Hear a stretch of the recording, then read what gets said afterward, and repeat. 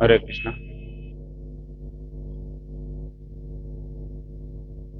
ઓમ નમો ભગવતે વાસુદેવાય.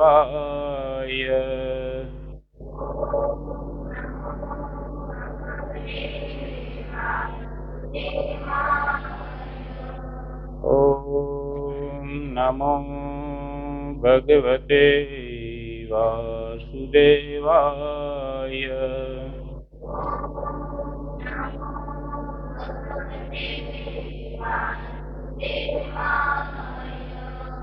ઓમ નમો ભગવતે વાસુદેવાય.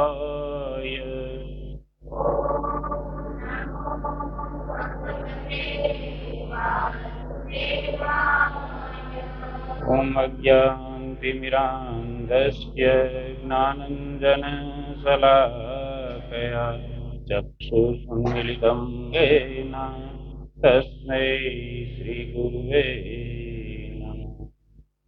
નમઃ વિષ્ણુપાદાય કૃષ્ણપ્રેષ્ઠાય ભૂતલે શ્રીમતે ભક્તિવેદાંત સ્વામી નામિને.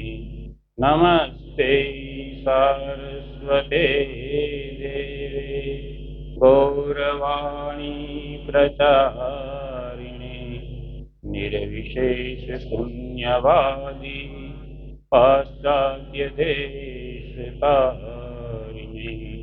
જય શ્રી કૃષ્ણ ચૈતન્ય પ્રભુ નિત્યાનંદ શ્રી અદ્વૈત ગદાધર શ્રીવાસાદિ ગૌરભક્તવૃંદ.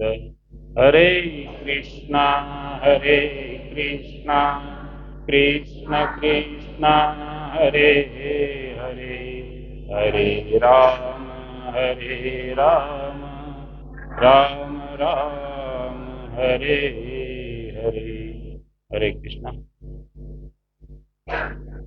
યમ બ્રહ્મા વરુણેન્દ્ર રુદ્રમરુત સ્તુયન્તિ દિવ્યૈસ્તવૈઃ વેदैः સાંગીપધિક્રમોપનિષદે ગાયन्ति यं ध्यानावस्थितदिगतेन मनसा पश्यन्ति यं योगिनो यस्यान्तं न विदुषुरासुरगणा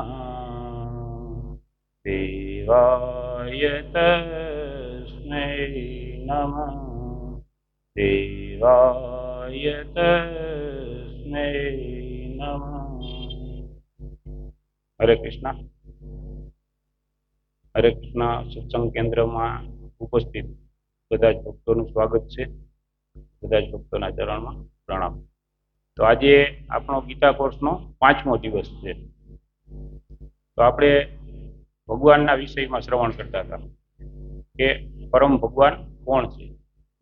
ભગવાન એટલે કે નિયંતા, કે જે બધાને કંટ્રોલ કરે છે, નિયંત્રણ કરે છે.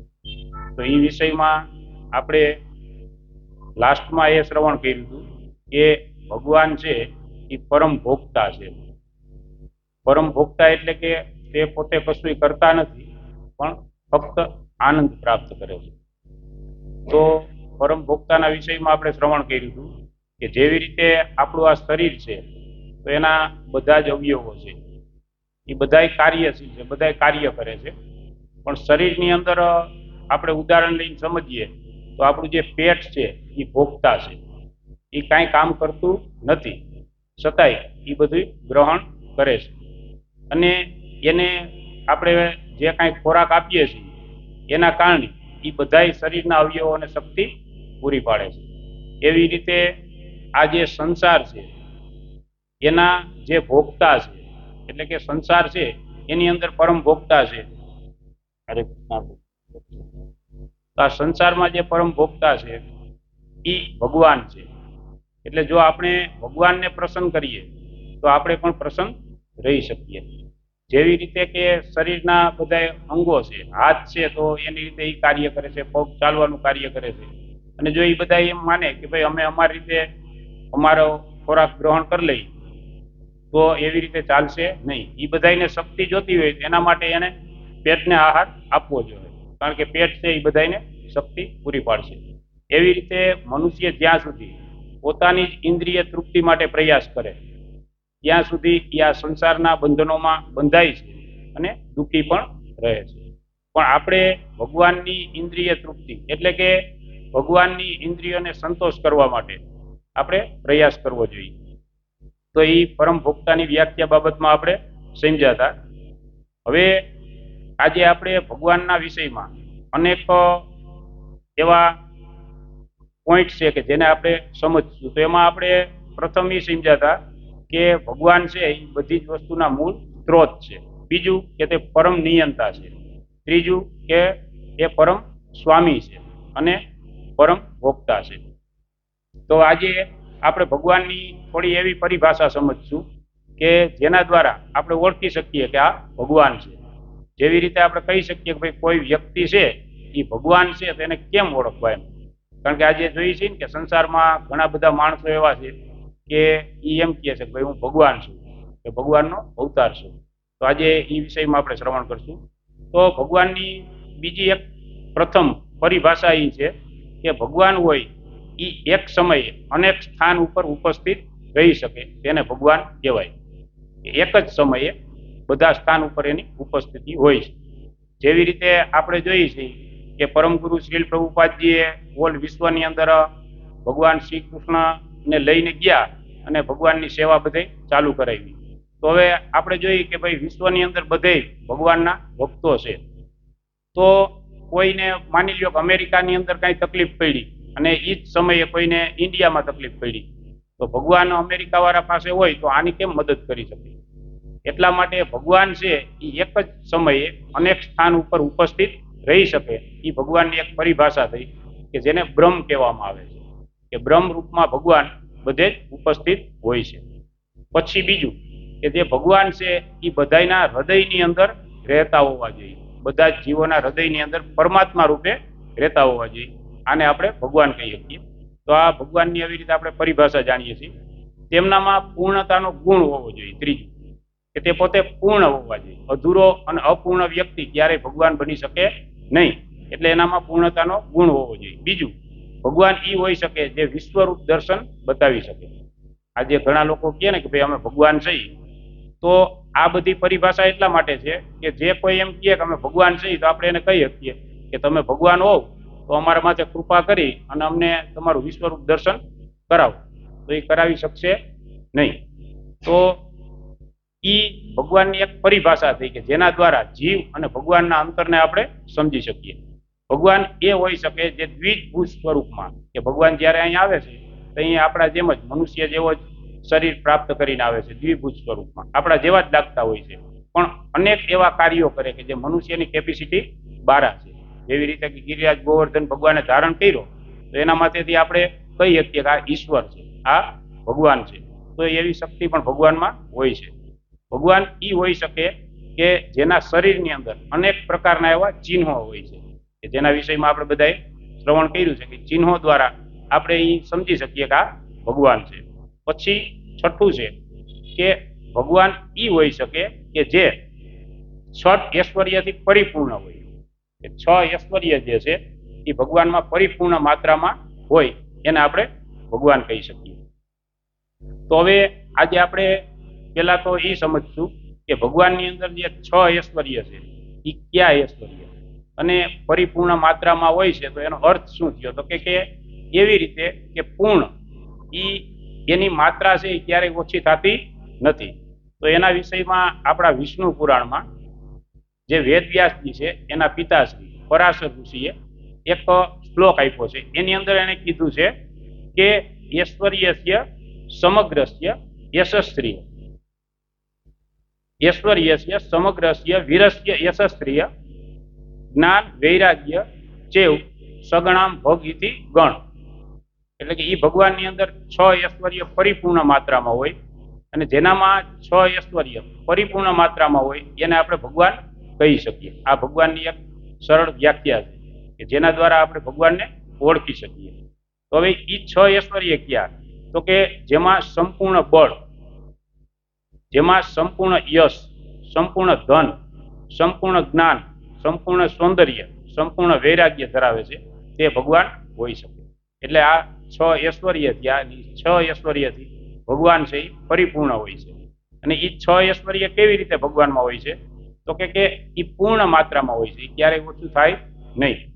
તો હવે ભગવાનની પરિભાષાને આપણે સમજીએ તો પ્રથમ છે તો કે સર્વ વૈભવ, એટલે કે પૂર્ણ ધન, કે જેની પાસે ધન પૂર્ણ માત્રામાં હોય એ ભગવાન હોય શકે. તો એના વિષયમાં આપણે જોઈ શકીએ કે પૂર્ણ પુરુષોત્તમ ભગવાન શ્રી કૃષ્ણ છે. તો એની પાસે ધન કેટલું હતું કે જે આપણે બધાએ જોયું કે ભાઈ સોનાની નગરી હતી. કારણ કે પોતાનું જે ઐશ્વર્ય છે એનું એક થોડું એવું પ્રદર્શન ભગવાને આપણને કર્યું દ્વારકા લીલાની અંદર, કે જેના દ્વારા આપણે સમજી શકીએ કે ભગવાન છે એની પાસે ધન એટલા માત્રામાં. એ ધન પણ કેવું? તો કે ગમે એટલું કોઈને દઈ દઈએ તો એમાંથી કાંઈ ઓછું થાય નહીં. આજે આપણે જોઈએ કે આપણી પાસે 5 લાખ રૂપિયા છે અને આપણે કોઈને 2 લાખ દઈ તો આપણી પાસે 3 લાખ વધે.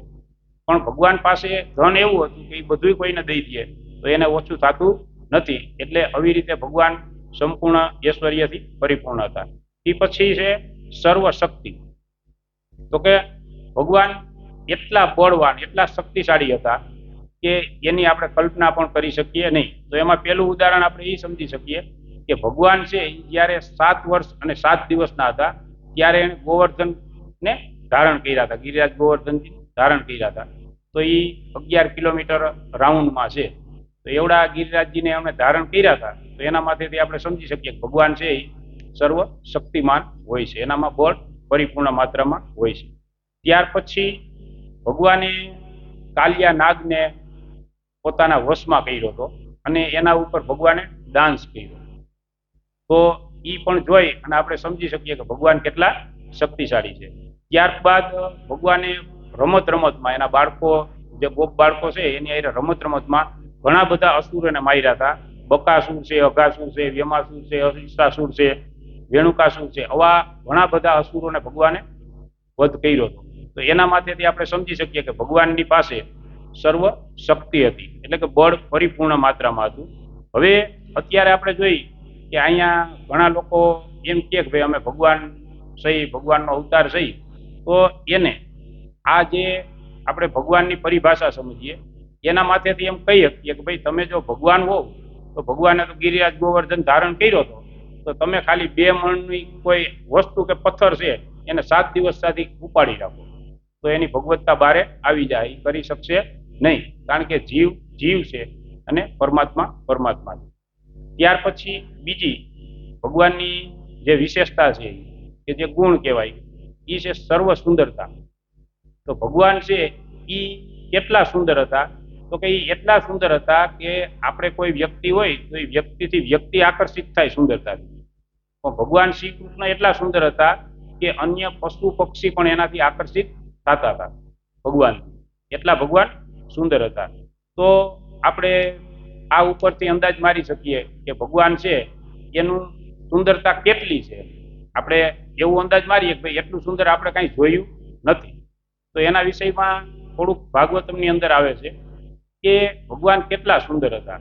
તો એના વિષયમાં કહે છે કે આ સંસારની અંદર જેટલી સુંદરતા છે, કે માની લ્યો કે આ સંસારની અંદર 7 અજાયબી છે, એ બધી સુંદરતાને એક જગ્યા ઉપર એકત્રિત કરી દેવાની, એક જગ્યાએ બધી એકત્રિત, અને જે સુંદરતા પ્રાપ્ત થાય એટલી સુંદર સ્વર્ગની એક અપ્સરા હોય. જે સુંદરતા પ્રાપ્ત થાય એટલી સ્વર્ગની અપ્સરા હોય. અને એ સ્વર્ગની જે અપ્સરા છે એના કરતા હજારો ગણા જો કોઈ સુંદર હોય તો એ છે કામદેવ. કામદેવ એના કરતા હજારો ગણા સુંદર. તો એ કેટલા સુંદર છે. અને એ કામદેવ છે એ જ્યારે ભગવાન આમ ઉભા હોય અને આગળથી એનું મુખ કમળ નહીં પણ પાછળથી એના કુકુરિયા વાળ જોઈ જાય ને તો એ મૂર્છિત થઈ જાય. તો એના માટેથી આપણે કલ્પના કરી શકીએ કે ભગવાન કેટલા સુંદર હોય. બીજું કે ઘણી વખત આપણે જોઈએ છીએ કે ઘણા માણસો એમ કહેતા હોય કે ભાઈ હું ભગવાનમાં માનતો નથી, હું નાસ્તિક છું. એને મોઢે જ સ્વીકારતા હોય કે હું ભગવાનમાં માનતો નથી. પણ એવા વ્યક્તિની ઘરે આપણે જ્યારે જઈએ ત્યારે આપણે જોઈએ છીએ કે એના વોલમાં ભગવાન શ્રી કૃષ્ણનો સરસ મજાનો ફોટો હોય. અહીં આપણે વિચાર આવે કે ભાઈ તમે એમ કહો છો હું ભગવાનમાં નથી માનતો, તો પછી તમે આ ભગવાન શ્રી કૃષ્ણનો સરસ મજાનો ફોટો તમારા વોલમાં શા માટે રાખ્યો?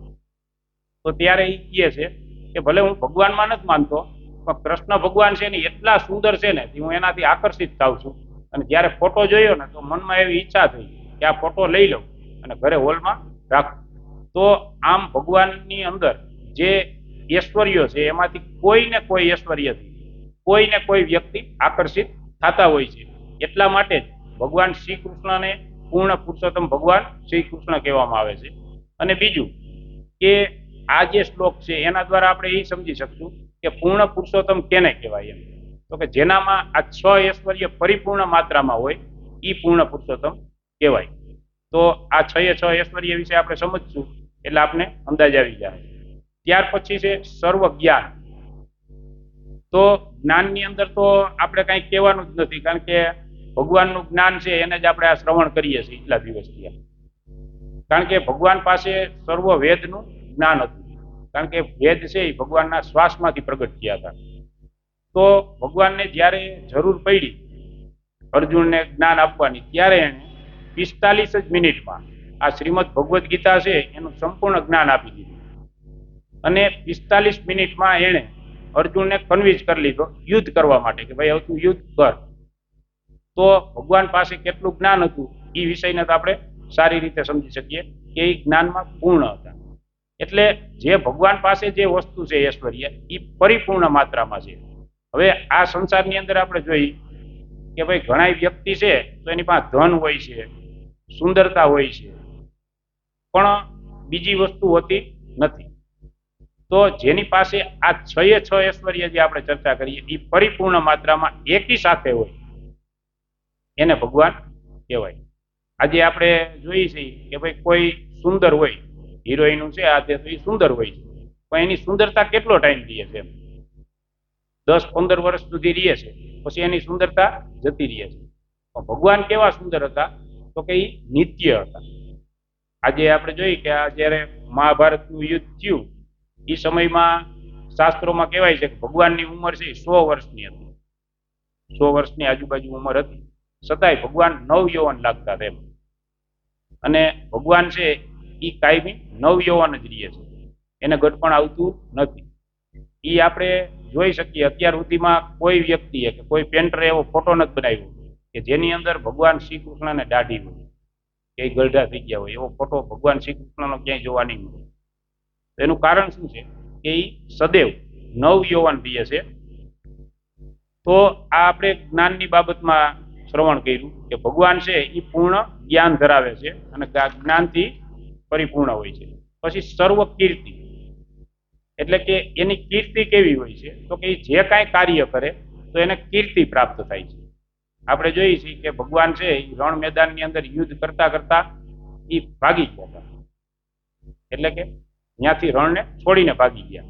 તો આજે આપણે બધા એને રણછોડ કહીને પૂજીએ છીએ. ભગવાન કાંઈ પણ કાર્ય કરે તો એને શ્રેષ્ઠ ગણવામાં આવે છે. આજે આપણે જોઈએ કે કોઈ નેતા છે તો એ કાંઈ ગલત કાર્ય કરે અને કોઈ કારણસર જેલમાં જાય તો આપણે એને પછી સ્વીકાર કરશું નહીં, સમાજ એને ફેંકી દે છે. ભગવાન જે કાંઈ કાર્ય કરે તો એ કાર્યથી ભગવાન છે એની પ્રતિષ્ઠા વધતી જાય છે, સતત વધતી જાય છે. એવી જ રીતે ભગવાન છે તો એને નાનપણની અંદર ખૂબ જ માખણ ચોરી કરી અને માખણ ચોર કહીને પૂજાય છે. તો આ ભગવાન છે એને પ્રતિષ્ઠા છે કે હરોજ વધતી જાય છે. ત્યાર પછી જે છે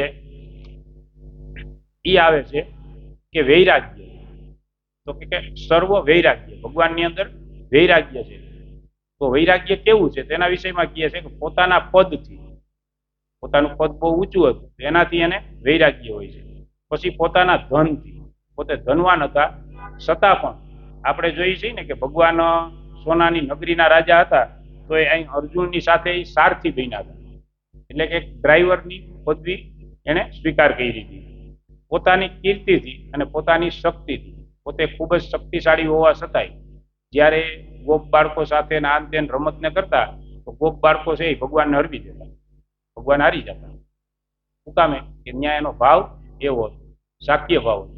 એટલે આ રીતે જોવામાં આવે તો ભગવાન છે એ આ 6 ઐશ્વર્યથી પરિપૂર્ણ છે.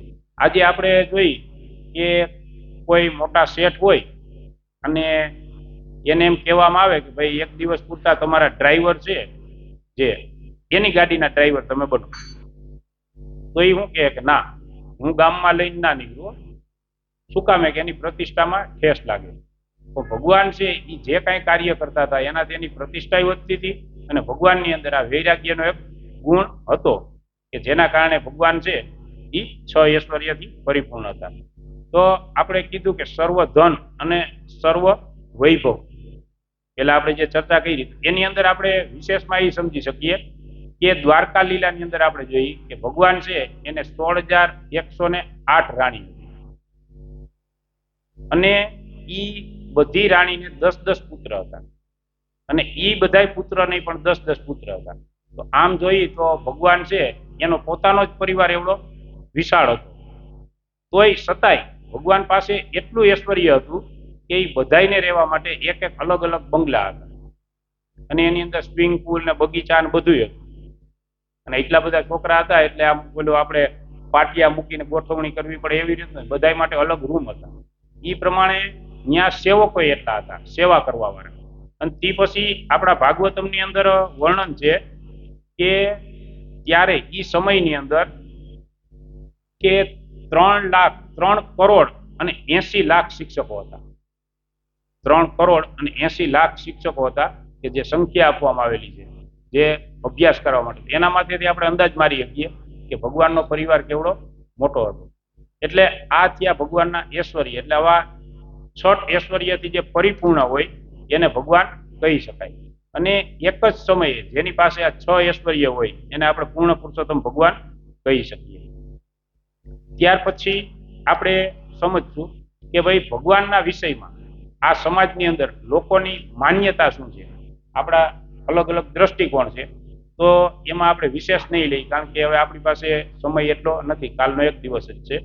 એટલે સમાજમાં એક વર્ગ એવું માને છે કે ભગવાન શ્રી કૃષ્ણ છે એને તો 16,108 રાણીઓ અને અનેક ગોપીઓ રાખી હતી, તો એ ભગવાન કેમ કહેવાય, એવી માન્યતા છે.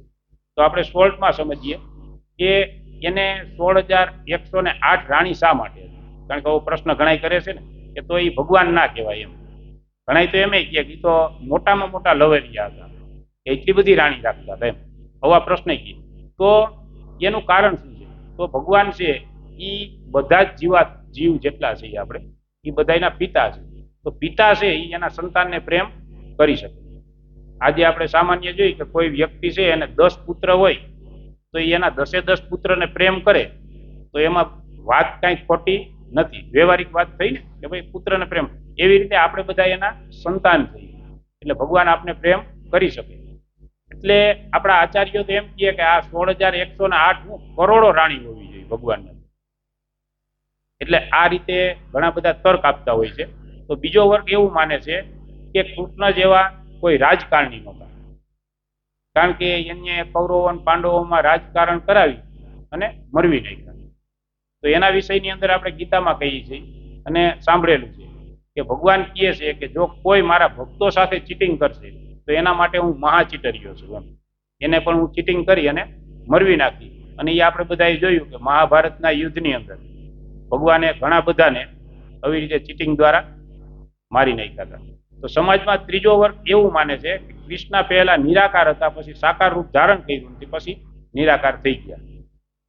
તો ઘણા એવું કહે છે કે ભાઈ નિરાકારનું જે પાસું છે એ શ્રેષ્ઠ છે.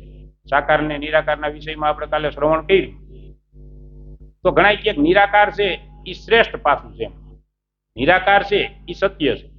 ભગવાનના વિષયમાં આપણે કહીએ કે ભગવાન નિરાકાર છે. ભગવાન પરમાત્મા રૂપમાં બધાના હૃદયની અંદર બિરાજમાન છે, અને ભગવાન સાકાર પણ છે. પણ નિરાકાર પાસું શ્રેષ્ઠ નથી. કારણ કે નિરાકારવાદી છે એની એવી તર્ક હોય છે. તો એના વિષયમાં આપણે સમજી શકીએ કે ભાઈ નિરાકાર છે એમાંથી સાકાર આવી શકે નહીં, પણ સાકારમાંથી નિરાકાર આવી શકે. જેવી રીતે ઉદાહરણ લઈએ કે આ લેમ્પ છે, તો લેમ્પ છે એ સાકાર છે, એની એક આકૃતિ છે, ડિઝાઇન છે. હવે એમાંથી જે નિરાકાર છે એ પ્રકાશ છે, પ્રકાશ નિરાકાર છે, એ પડે છે. પણ સાકાર વસ્તુમાંથી નિરાકાર આવી શકે, પ્રકાશમાંથી લેમ્પ બની શકે નહીં, પણ લેમ્પમાંથી પ્રકાશ આવે છે. એટલે ભગવાનનું જે સાકાર સ્વરૂપ છે એ સર્વ શ્રેષ્ઠ છે. તો સમાજમાં ચોથા વર્ગનું એવું માનવું છે કે કૃષ્ણએ પાછલા જન્મમાં તપસ્યા કરી હતી એટલે એ આ જન્મમાં ભગવાન બની ગયો. કારણ કે આત્મા શું પરમાત્મા, એમ કે આપણે ભજન કરીએ અને ભક્તિ કરીએ અને તપસ્યા કરીએ તો આવતા જન્મમાં આપણો ભગવાનમાં વારો આવી જાય, આવું ઘણા માને છે. તો એવો ક્યાંય આપણા શાસ્ત્રોની અંદર ઉલ્લેખ નથી કે ભગવાન શ્રી કૃષ્ણએ તપસ્યા કરી હોય, તો ક્યાંય ઉલ્લેખ જ નથી. એનો સાવ જવાબ જ આ છે, સરળ. એવો ઉલ્લેખ ક્યાંય છે નહીં. પછી પાંચમો વર્ગ એવું માને છે કે ભગવાને જેલમાં જન્મ લીધો અને સોમનાથ સ્થાનની અંદર જરાના બાણથી ભગવાનનું મૃત્યુ થઈ ગયું. તો ભગવાનનો જન્મ કે મૃત્યુ હોતું નથી, કારણ કે એક લીલા માટે ભગવાન છે અહીંયા આપણને એવું દેખાય કે ભગવાન જન્મ લે છે, એનું મૃત્યુ થાય એવું દેખાય છે, પણ ભગવાન છે એનું પ્રાગટ્ય હોય છે, એટલે પ્રગટ થાય છે અને અપ્રગટ થાય છે. ભગવાન છે અહીં અવતરણ કરે છે, આવે છે, પોતાની લીલા સમાપ્ત કરે છે, કાર્ય પૂર્ણ કરે છે અને ફરીને પાછા જતા રહીએ છે. તો આ રીતે જે વાત કરવામાં આવે કે ભાઈ એક તીર લાગ્યું અને ભગવાન છે એનું મૃત્યુ થઈ ગયું, તો એક સામાન્ય તર્ક છે કે કોઈ વ્યવસ્થિત તંદુરસ્ત વ્યક્તિ હોય એ આમ સૂતા હોય અને એના અંગૂઠામાં કઈ તીર લાગે તો એનું મૃત્યુ થાય નહીં. તો એના વિષયમાં ભાગવતમની અંદર વર્ણન છે કે એ સમયે પાર્થીએ જ્યારે ભગવાનને તીર માર્યું તો એ કઈ રીતે, તો કે ભગવાનનો અંગૂઠો છે એ એકદમ મોતીની જેમ, હીરાની જેમ ચમકતો હતો, એટલે એને એના ઉપર તીર છોડ્યું. પછી એની પાસે જાય છે, ભગવાન ત્યાં ચતુર્ભુજ સ્વરૂપમાં હોય, ભગવાનના દર્શન કરે છે. અને પછી ભગવાન છે ઈ એના સારથીને કહે કે આને આ શરીર સહિત એને સ્વર્ગમાં પહોંચાડી. અને ત્યાર પછી ભગવાન એની લીલા પૂર્ણ કરી અને પોતાના ધામમાં જવા માટે પ્રયાણ કરવાનું વિચારે છે. એ જ ગાળામાં ત્યાં બધા દેવી દેવતા આવે છે, બધા દેવતાઓ આવે છે અને કહે છે કે ભગવાન તમે તમારા ધામમાં જાઓ છો તો અમારા ધામની અંદર થોડોક અમને લાભ આપજો, સેવાનો. જાઓ છો તો આ થતા જાય. આવી રીતે આ પ્રસંગ બનેલો છે. પણ ખરેખર એવું બાણ લાગવાથી ભગવાન છે એ મરે નહીં. એટલે આ બધી ખોટી માન્યતાઓ છે, એના વિષયમાં આપણે ચર્ચા કરીએ છીએ કે આવી બધા અલગ અલગ માન્યતા છે. તે પછી છઠ્ઠો વર્ગ એવું માને છે કે વિષ્ણુમાંથી શ્રી કૃષ્ણ આવ્યા અને ફરીને પાછા વિષ્ણુમાં સમાઈ ગયા. જો આ વસ્તુ એક સમજવા જેવી છે કે ભગવાનના જેટલા પણ અવતાર આ સંસારની અંદર આવે છે એ વિષ્ણુ દ્વારા આવે છે, વિષ્ણુમાંથી આવે છે. તો એનો અર્થ એવો નથી થયો કે ભગવાન વિષ્ણુ છે એમાંથી કૃષ્ણ નીકળે. જેવી રીતે આપણે ઉદાહરણથી સમજીએ કે ક્લિયર થઈ જાય કે આ આપણું ગુજરાત રાજ્ય છે, તો અહીંયા પીએમ નરેન્દ્ર મોદી સાહેબને અહીં આવવું હોય તો એ કેના મારફત આવે, તો કે સીએમ મારફત આવે. અહીંના જે સીએમ છે એના મારફત આવે. એના કહેવા પ્રમાણે એ મોરબીમાં જે સ્થાન હોય ત્યાં પ્રવચન આપવા આવે, એ જ કહે એ ટાઈમે ત્યાં હાજર થાય, એ કહે એ ટાઈમે પૂરું કરી અને પાછા ગાડીમાં બેસી જાય. એટલે બહારી રીતે આપણે જોતા શું લાગે કે ભાઈ પીએમ છે એ તો સીએમ ના કહેવા પ્રમાણે જ બધું કરે છે, લાગે. તો એનો અર્થ એવો નથી કે સીએમ છે એ પીએમ થી મોટા છે, પણ અહીંયા એના અંતર્ગત કાર્ય થાય છે. એટલે જ્યારે આવે ત્યારે એને જે પ્રાર્થના કરી હોય એ પ્રમાણે કાર્ય કરે. ભાઈ મોરબીમાં આવો તો એટલું બધાને આશ્વાસન આપી દેજો કે કાંઈ વાંધો નહીં, એ પ્રમાણે એ બોલે અને એ પ્રમાણે કાર્ય કરે અને એના માટે પ્રોમિસ કહે. એવી જ રીતે આ સંસારની અંદર જ્યારે એવી વસ્તુ વધી જાય કે જે ભગવાન સિવાય કોઈ કંટ્રોલ કરી શકે એમ ના હોય, એવા બધા કાર્યો થવા માંડે, ત્યારે ભગવાનને દેવતાઓ પ્રાર્થના કરે છે ભગવાન તમે પધારો અને આ બધું કંટ્રોલ કરો એમ.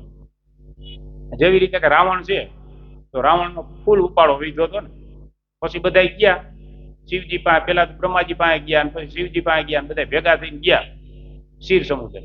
ત્યાં જઈને પ્રાર્થના કરી કે પ્રભુ હવે તમે આનું કંઈક કરો. પછી ભગવાન કહે છે કે ભાઈ હું થોડો સમયમાં આવું છું અને એનું નિવારણ થઈ જાય. તો આ રીતે ભગવાન છે એ જ્યારે પણ આવે છે ત્યારે એ વિષ્ણુ મારફત આ સંસારની અંદર આવે છે. જેમ પીએમ છે એ સીએમ ના અંડરમાં અહીંયા આવે છે, પછી બધું કાર્ય કરે છે, અને કાર્ય પૂરું થાય એટલે એ પાછા એના સ્થાને જતા રહીએ છે. એનું મૃત્યુ ના હોય, એ આવ્યા છે, અવતરણ કર્યું, અહીં આવ્યા અને પાછા જતા રહીએ. તો ભગવાનના જે અવતાર છે એને શું કહેવામાં આવે? એટલે જ કહેવામાં આવે કે અવતરણ કરે છે ભગવાન. ભગવાન એક સ્થાન ઉપર છે, ત્યાંથી અહીં આવે છે અને પાછું કાર્ય પૂરું કરી અને જતા રહીએ છે. તો ઘણી વખત ભગવાન જન્મની અને આવી લીલાઓ કરે છે. કારણ કે એ લીલાઓ શા માટે અહીં કરે છે? તો કે ન્યાય એ લીલા એના ધામમાં થઈ શકે નહીં. ભગવાનના ધામમાં તો કઈ જન્મ ને એવું તો કઈ છે નહીં, એટલે ન્યા આ થાય નહીં. એટલે ભગવાન અહીંયા આવીને એવી લીલાઓ કરે છે. અને જે અહીંયા ભક્તો છે એ બધાને આનંદ પ્રદાન કરે છે. કારણ કે ભક્તોને ઘણી બધી ઈચ્છાઓ હોય એ પૂર્ણ થાય છે. આજે આપણે કહીએ કે ભગવાન આવે છે ત્યારે એના માતા પિતા જે કોઈ બને એ કોણ હોય છે? એના ભક્તો જ હોય છે. કારણ એને માતૃત્વ પ્રેમ છે એ આપે છે ભગવાન અહીં આવી, બાકી બધા ભક્તો જ હોય છે. આપણે એમ કહીએ કે એના દુશ્મન ના અંતે બધા ભક્તો હોય છે.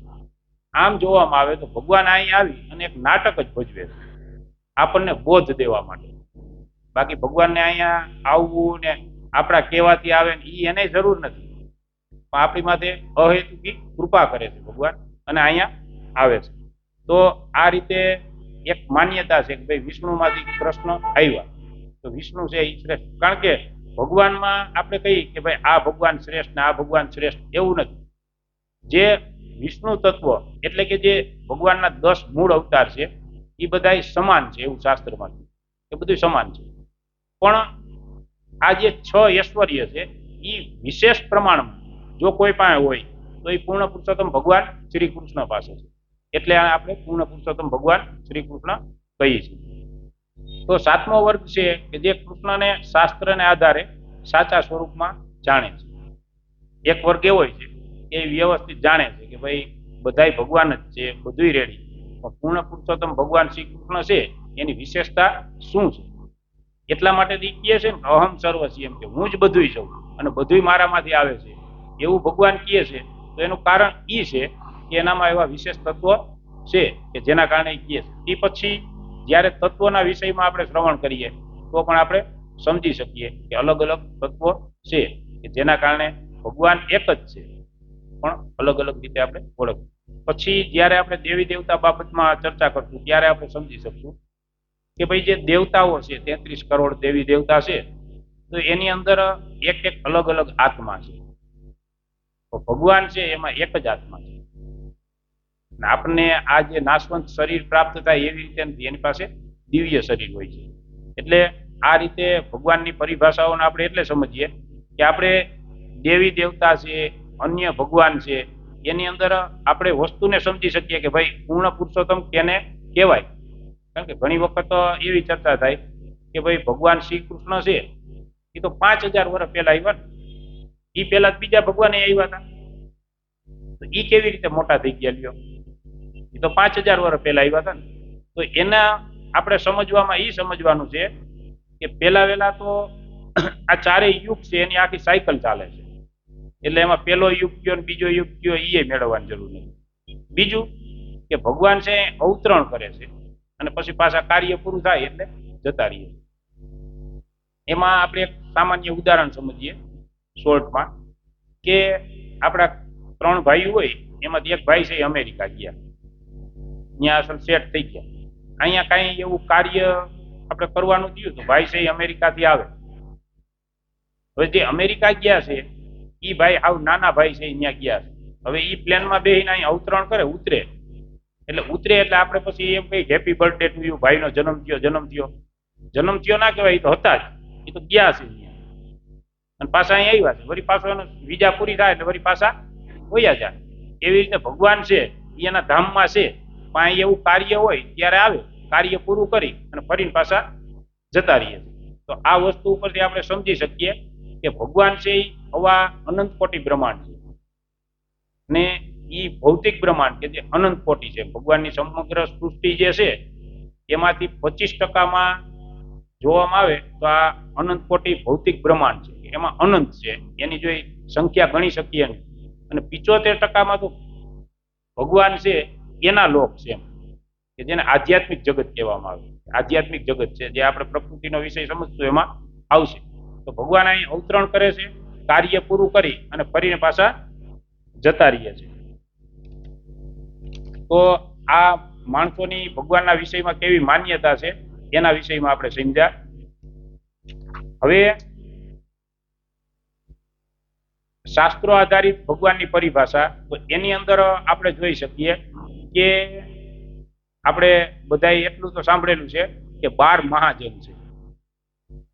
જે 12 મહાજન છે કે જે ધર્મના જ્ઞાતા છે, ઈ પણ એક સ્વરે કહે છે કે પરમ ભગવાન શ્રી કૃષ્ણ છે અને ઈ પૂર્ણ પુરુષોત્તમ છે. તો આ એક શાસ્ત્રનો આધાર થયો. એ પછી બ્રહ્માજી છે તો એ કહે છે કે ઈશ્વર પરમ કૃષ્ણ સચ્ચિદાનંદ વિગ્રહ અનાદિ આદિર ગોવિંદ સર્વ કારણ કારણ, કે બધી જ વસ્તુના મૂળ કારણ છે. તો એ કોણ છે? તો કઈ ભગવાન શ્રી કૃષ્ણ છે. ત્યાર પછી આપણે એ વસ્તુ સમજશું કે આપણે જીવ છે, આપણે બધું સમજી લીધું કે ભાઈ ભગવાન છે, પણ આપણો કાયમી ક્યાં ભગવાનની સાથે સંબંધ છે, નિત્ય સંબંધ આપણો ક્યાં ભગવાનની સાથે જોડાયેલો છે, કે શાસ્ત્રમાં ક્યાં લખેલું છે. તો એના વિશે આપણે સમજીએ.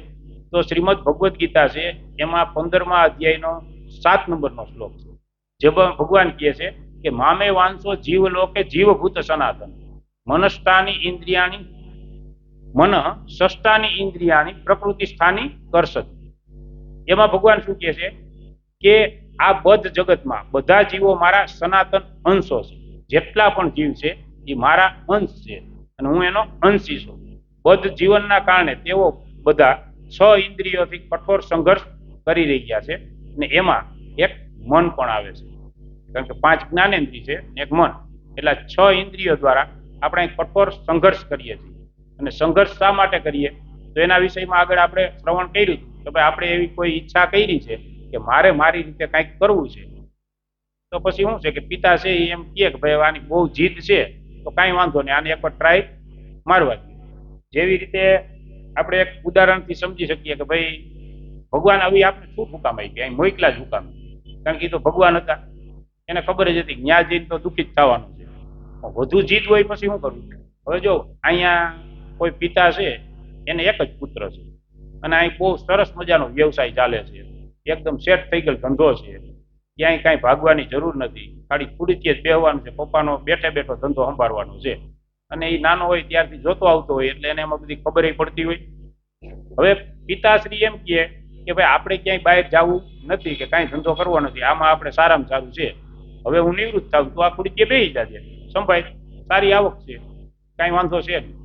હવે ઓલા છોકરાને એમ થાય કે ના ના, એ આ તો એ કે આપણી હાથ પેઢીથી આવેલો, આ તો કરવું જ નથી, મારે કંઈક નવીન કરવું છે મારી રીતે.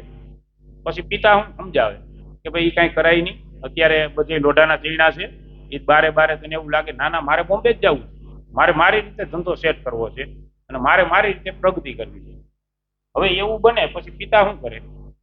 થોડોક સમજાવે ને, પછી ના માને એટલે શું કહે? કારણ કે એને ખબર જ છે કે આ આપણે જેટલા દેવું એટલા રૂપિયાનું ધોરું કરીને આવવાનો જ છે. એટલે એ એક કેપેસિટી આપે કે ભાઈ તને 20 લાખ રૂપિયા આપો, એટલે લેતો તું તારે જા, તારી રીતે ટ્રાય મારી લે, એટલે એ જાય. હવે એ ત્યાં ગયો અને 20 લાખમાં ધંધો ચાલુ કર્યો. એ અનુભવ એટલો હતો નહીં, કારણ કે અનુભવ આ ધંધાનો છે, ત્યાં નવું ચાલુ કર્યું. એટલે ધીરે ધીરે થતા એ બધા રૂપિયા થઈ ગયા પૂરા અને ભાઈ પાસે કાંઈ રહ્યું નથી. હવે અહીંયા જીદ કરીને ગયો એટલે પિતા પાસે અવાય એમ તો છે નહીં. પછી ત્યાં બેઠો બેઠો એ શું પ્લાનિંગ બનાવે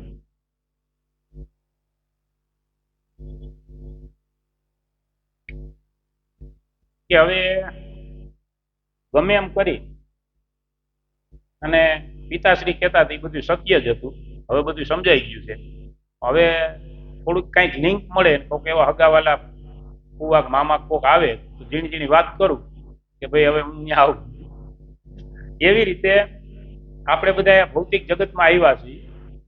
અહીંયા આવ્યા પછી આ શાસ્ત્રના જ્ઞાન પરમ ગુરુ શ્રીલ પ્રભુપાદજી જેવા આચાર્ય મળ્યા એટલે હવે આપણે મગજમાં બેહવા માંડ્યું કે આ વાંથી ખોટી ભટાસુટી બોલાવીને આવ્યા અહીંયા, હવે જાવું તો છે, શું કરવું? પછી આ ગીતા છે એ આપણો માર્ગ બતાવે કે ભાઈ આવતો આવી રીતે અવાજ, કારણ કે અત્યારે અહીં જ્યાં સહી ત્યાંથી ભગવાનના ધામ સુધી જવાનો જે માર્ગ છે એ ભગવદ્ ગીતાના પહેલા શ્લોકથી લઈ અને છેલ્લા શ્લોક સુધીમાં ભગવાને બતાવ્યો છે કે તું કેવી રીતે મારી પાસે આવી. તો અહીંયા આપણે બધા છીએ તો આપણી સ્થિતિ એવી જ છે કે આપણે કંઈક એવું ઈચ્છા કરતા હતા કે ભાઈ મારે કંઈક કરવું છે. તો આ શ્લોકની અંદર કહે છે કે મામે વાંસો એટલે કે બધા જ જીવ છે એ મારા અંશ છે. પછી જીવ લોક એટલે આ જગતની અંદર આખા જગતમાં પછી જીવભૂત દરેક જીવ મારા અંશ છે અને એ બધાને હું પ્રેમ કરું છું. હવે બીજું આપણને એ થાય ને કે ભાઈ ભગવાન છે એ આપણને બધાને એકાયરે ન્યાય એની પાસે બોલાવવા હું કામ માંગે છે? કારણ કે અહીં તો બધા સરખા તો છે નહીં, કોઈ ભગવાનને માનવા વાળા છે, કોઈ ન માનવા વાળા છે. તો એને મનાવવા સારું માનજો ને કે આજ પાશ્ચાત્ય દેશની અંદર પરમ ગુરુ શ્રી પ્રભુપાદજી જઈ ગયા તો એ લોકોએ કોઈ મનમાં નહીં વિચાર્યું કે કોઈ ભક્ત મળશે અને અમે ભક્તિ કરશું અને કૃષ્ણ ભગવાન કહેવાને કાંઈ ખબર નથી. તો એ ભગવાનની કૃપાથી પરમ ગુરુ શ્રી પ્રભુપાદજી ત્યાં ગયા અને ભક્તિમાં લગાડ્યા અને એમાંથી કેટલા બધા ભગવત ધામને પ્રાપ્ત થઈ ગયા. તો આ વસ્તુ બની શું કામ એમ? કારણ કે ભગવાન છે એ એના ધામમાં આપણને બધા ત્યાં બોલાવવા શું કામ માગે છે? કારણ કે એને તો ખબર જ હતી ને કે અહીંયા પાછા અહીંયા બધા એક હરખા તો નથી ને. તો એનું કારણ એ છે કે ભગવાન છે એ આપણા પિતા છે ને આપણે ખૂબ જ પ્રેમ કરે છે એટલે એ બધું લેટ ગો કરવા માંગે છે. જેવી રીતે ઓલો બોમ્બે વાળો આવે તો એ પિતા બે દી આમ તેમ રીહ રાખે પછી કાંઈ હોય પછી ભૂલી જાય પછી કાંઈ ના હોય કાંઈ વાંધો નહીં. આપણે એ ગણતરી જ કરી હતી કે આ 20 પતાવીને જ આવશે. હવે કાંઈ વાંધો નહીં, હવે આ શાંતિથી બેસે આને એક જે ઓલું હતું મનની અંદર એ નીકળી. એમ આપણે આ બધું અહીંયા બોમ્બે જ આવ્યા છે એટલે હવે એવું થાય છે કે ભાઈ અહીંયા ખોટા દુખી જાય. આપણા પિતા પાસે તો બધું છે, ત્યાં તો નકરો આનંદ છે. હવે જવું છે તો જવા માટે તો આ બધું કરવું જોઈએ, બાકી બીજું કાંઈ છે ને. એમાં ખાસ આપણી પાસે ઉપાય છે એ આ માળા છે. કારણ કે પરમ ગુરુ શ્રી પ્રભુપાદજીએ કીધું આ એક પહોંચાડી દે ત્યાં ભગવાનનું. ત્યાર પછી આપણને એવું થાય કે ભાઈ આ દેવતા છે અને ભગવાન છે અને એ બધા રીએ ક્યાં, એનું ધામ ને બધું ક્યાં છે એના વિષયમાં કીધું છે કે ઘણા લોકોનો પ્રશ્ન હોય કે ભગવાન શ્રી કૃષ્ણ અને આ બધા દેવતાઓ ક્યાં રહે છે. તો એના માટે આપણે શાસ્ત્રોના આધારે સમજશું કે જે બ્રહ્મ સંહિતા, ભગવદ્ ગીતા, ભાગવતમ એની અંદર કહેવામાં આવ્યું છે. તો કહે છે કે સૌથી ઉપર હાવ ઊંચે જે છે ઉપર એના ઉપર કાંઈ છે નહીં એવું જે ધામ છે એ છે ગૌલોક વૃંદાવન. સૌથી ઉપર છે સર્વોપરી ધામ છે જે કૃષ્ણનું ધામ છે એ છે ગૌલોક વૃંદાવન. અને જેમાં ભગવાન શ્રી કૃષ્ણ નંદ બાબા અને યશોદામાં અને ગોપીઓ સાથે રીએ છે અને કાંઈ જે વૃંદાવનની અંદર લીલા કરી હતી એ નિત્ય લીલા ત્યાં ચાલુ છે. જે વૃંદાવનની અંદર આપણે જે શ્રવણ કરીએ છીએ એ ત્યાં નિત્ય ચાલુ છે, જેમાં ભગવાન શ્રી કૃષ્ણ રહે છે. હવે જે વ્યક્તિ શાસ્ત્ર અનુસાર ભગવાનની ભક્તિ કરે એ મૃત્યુ પછી એ ધામને પ્રાપ્ત થાય છે, એ ત્યાં જાય છે. અને એના નીચે આવ્યું છે તો કે એના નીચે વૈકુંઠ લોક છે. હવે આપણી પાસે બોર્ડ કે ના હોય એટલે આપણે એમને સમજીએ કે આખું એક રાઉન્ડ છે એની અંદર અનેક વૈકુંઠ લોક જાજા છે લોક, અને એ વૈકુંઠ લોક છે એની ઉપર છે એ ભગવાનનું ધામ છે. હવે નીચે જે વૈકુંઠ લોક છે એની અંદર ભગવાનના જેટલાય અવતારો આવે છે, ભગવાન શ્રી રામ છે એવી રીતે જે અવતારો આવે છે એ બધાના અલગ અલગ લોક છે એ વૈકુંઠ લોક છે. અને એના ઉપર છે એ ભગવાનનું ધામ છે. એટલે કે વૈકુંઠ છે એ અનેક છે, ગૌલોક વૃંદાવન એક છે ટૂંકમાં. વૈકુંઠ અલગ છે અને ન્યા ગયો એને નિયમ તો ઓયલો જ લાગુ પડે છે. યદ ગત્વા ન નિવર્તન્તે તદ્ધામ પરમમ. ત્યાં ગયેલો વ્યક્તિ ફરીને પાછો અહીંયા આવતો નથી. એટલે જે વ્યક્તિ ન્યા પહોંચે છે એ ફરીને પાછો અહીંયા આવતો નથી. ત્યાર પછી લખ્યું છે કે જે એના નીચે જે છે પેલા ભગવાનનું ધામ, પછી વૈકુંઠ લોકનું આખું સર્કલ એની અંદર વૈકુંઠ, એના નીચે છે એ બ્રહ્મ જ્યોતિ. બ્રહ્મ જ્યોતિના વિષયમાં આપણે ઘણી વખત સાંભળીએ છીએ. એના નીચે છે બ્રહ્મ જ્યોતિ. જે લોકો નિરાકારનું ધ્યાન કરે છે, ભગવાનના તેજ જે પ્રકાશ એ લોકો ત્યાં જાય છે. પણ બ્રહ્મ જ્યોતિના વિષયમાં એમ કહે છે કે એને સાયુથી મુક્તિ કહેવામાં આવે કે ઈ ભગવાનની સાથે લીન થઈ જાય. પણ એવું નથી, આપણું અસ્તિત્વ અલગ રહે છે. આત્મા છે એ કોઈ મિક્સ થઈ શકે નહીં, અલગ અસ્તિત્વ રહે છે ને એ બ્રહ્મ જ્યોતિમાં હોય છે. અને જે લોકો આવી રીતે નિરાકારનું ધ્યાન કરે એ મૃત્યુ પછી ત્યાં જાય છે. એના નીચે છે મહેશ લોક, એના નીચે શિવજીનો લોક. કે આ જે બ્રહ્માંડની ઉપર છે. શિવજીનો લોક છે. જે શિવજીને પ્રેમ કરે છે, શિવજીની ભક્તિ કરે છે, તે મૃત્યુ પછી શિવજીના ધામને પ્રાપ્ત થાય છે અને ન્યા જાય છે. અને એને નીચે છે ઈ છે બ્રહ્માંડ. હવે જો આખી સાયકલ સમજાઈ જાય કે આ ઉપરથી લઈ એટલે ભગવાન શ્રી કૃષ્ણનો ગોલોક વૃંદાવન. ગોલોક વૃંદાવન છે આ, એના નીચે આ બધા વૈકુંઠ, એના નીચે બ્રહ્મજ્યોતિ. બ્રહ્મજ્યોતિ છે એના નીચે શિવજીનો લોક, અને એના નીચે આમ પાછું એક સર્કલ સમજો કે ગોળો, ઈ છે એ આપણું બ્રહ્માંડ. હવે આપણે બધા ઘણા કહીએ ને કે ભાઈ દેવી દેવતાઓ ભગવાનમાં કઈ અંતર નથી. ખાસ હવે સાચી વસ્તુ છે, આ બધું સમજાવ્યા પછી ઈ સમજવાનું છે કે ભાઈ ભગવાન શ્રી કૃષ્ણ અને દેવી દેવતામાં કઈ અંતર નથી. હવે અંતર વાંથી અહીં સુધીનું છે. હવે એ સમજવાનું છે કે આ જે બ્રહ્માંડ છે એ બ્રહ્માંડની અંદર દેવી દેવતાઓનો વાસ છે. દેવી દેવતા અહીંયા છે. એમાંય બ્રહ્માંડની અંદર 14 લોક છે. એમાં આપણે મધ્યમાં છીએ, આપણા નીચે 7 લોક છે, ઉપર 6 લોક છે. તો આપણે અત્યારે ભૂલોકમાં છીએ, પછી ભુવરલોક અને પછી સ્વર્ગલોક. એટલે કે પેલું કાલે આપણે ચર્ચા થઈ, બીજા નંબરે જે છે એ સ્વર્ગલોક છે. અને એ સ્વર્ગલોકની અંદર બધા દેવી દેવતાઓ રહે છે. એટલે આપણાથી જાજા દૂર નથી. હવે જે લોકો પુણ્ય કર્મના આન તેન કરે એ ત્યાં સ્વર્ગમાં જાય છે ને એના દર્શન કરે છે. હવે આપને વિચાર આવે કે ભાઈ ઈ આપણાથી એટલા ઊંચા છે, બીજું કે ઈ છે એનું મૃત્યુ થાય છે, એને આપણી જેમ જન્મ મૃત્યુ જરા વ્યાધિનો નિયમ લાગુ પડે છે. એટલે કહેવામાં આવે છે કે ભાઈ દેવી દેવતા છે એ આ જીવ છે મનુષ્ય એ બની શકે, આપણે અન્ય દેવી દેવતા બની શકીએ. એટલે એ ભગવાનના કર્મચારી થયા, એ પદે જઈ શકે. તો ભગવાન કોઈ બની શકે નહીં. આત્મા છે એ પરમાત્મા ના બની શકે. બાકી અન્ય દેવી દેવતા આ તે આપણે બની શકીએ, આપણે બ્રહ્માઈ બની શકીએ. એ વિષયની અંદર એ ભાગવતમની અંદર વર્ણન છે. તો હવે આપણે ભગવાનના અવતારના વિષયમાં શ્રવણ કરીએ. તો અવતાર એટલે કે ભગવાન જ્યાં છે ત્યાંથી અહીં પૃથ્વી ઉપર લેન્ડિંગ કરે છે, પોતે આવે છે, કાર્ય પૂરું કરે છે, પછી જાય છે. કારણ કે અવતાર વિષયમાં આપણે શ્રવણ કર્યું એટલે આગળ વધીએ. હવે ભગવાનના અવતાર કેટલા પ્રકારના, જો આ સમજવા જેવું છે વિષય આખો. તો હવે ભગવાનના અવતાર છે એ 6 પ્રકારના છે. 6 પ્રકારના ભગવાનના અવતાર છે. એમાં પહેલો અવતાર જે છે એ છે પુરુષ અવતાર. બીજો જે અવતાર છે એ લીલા અવતાર છે. ત્રીજો ગુણા અવતાર, ચોથો મન્વંતર અવતાર, પાંચમો યુગા અવતાર અને છઠ્ઠો છે 27 અવતાર. આ ભગવાનના 6 અવતાર છે. હવે બીજું કે ભગવાન છે એ અહીંયા આવે છે તો આપણે કહીએ કે ભાઈ ભગવાનનું અવતરણ થયું કે ભગવાનનો અવતાર થયો, તો એમાં આપણે કેવી રીતે માનવું કે આ ભગવાન છે? એમ જે આવ્યા એ ભગવાન જ છે એ કેમ માની લેવું એમ? કારણ કે નાના હોય તો આ બધી વસ્તુ આપણે છઠ ઐશ્વર્ય છે એ કદાચ ના જોઈ શકીએ, કારણ કે શક્તિનું પ્રદર્શન ના કરે ભગવાન, નાના હોય તો ના વાયડા હોય. કેવી રીતે માનવું? તો એના વિષયમાં કીધું છે કે આપણા શાસ્ત્રોની અંદર ભગવાનનું અવતરણ થવાનું છે એના માટે પહેલેથી 7 પ્રમાણ હોય છે. એ શું વસ્તુ એમ કે શાસ્ત્રોની અંદર લખેલી હોય છે 7 વસ્તુ, એ પહેલેથી વર્ણન હોય છે. તો એમાં લખેલું છે કે એના માતા પિતાનું નામ લખ્યું.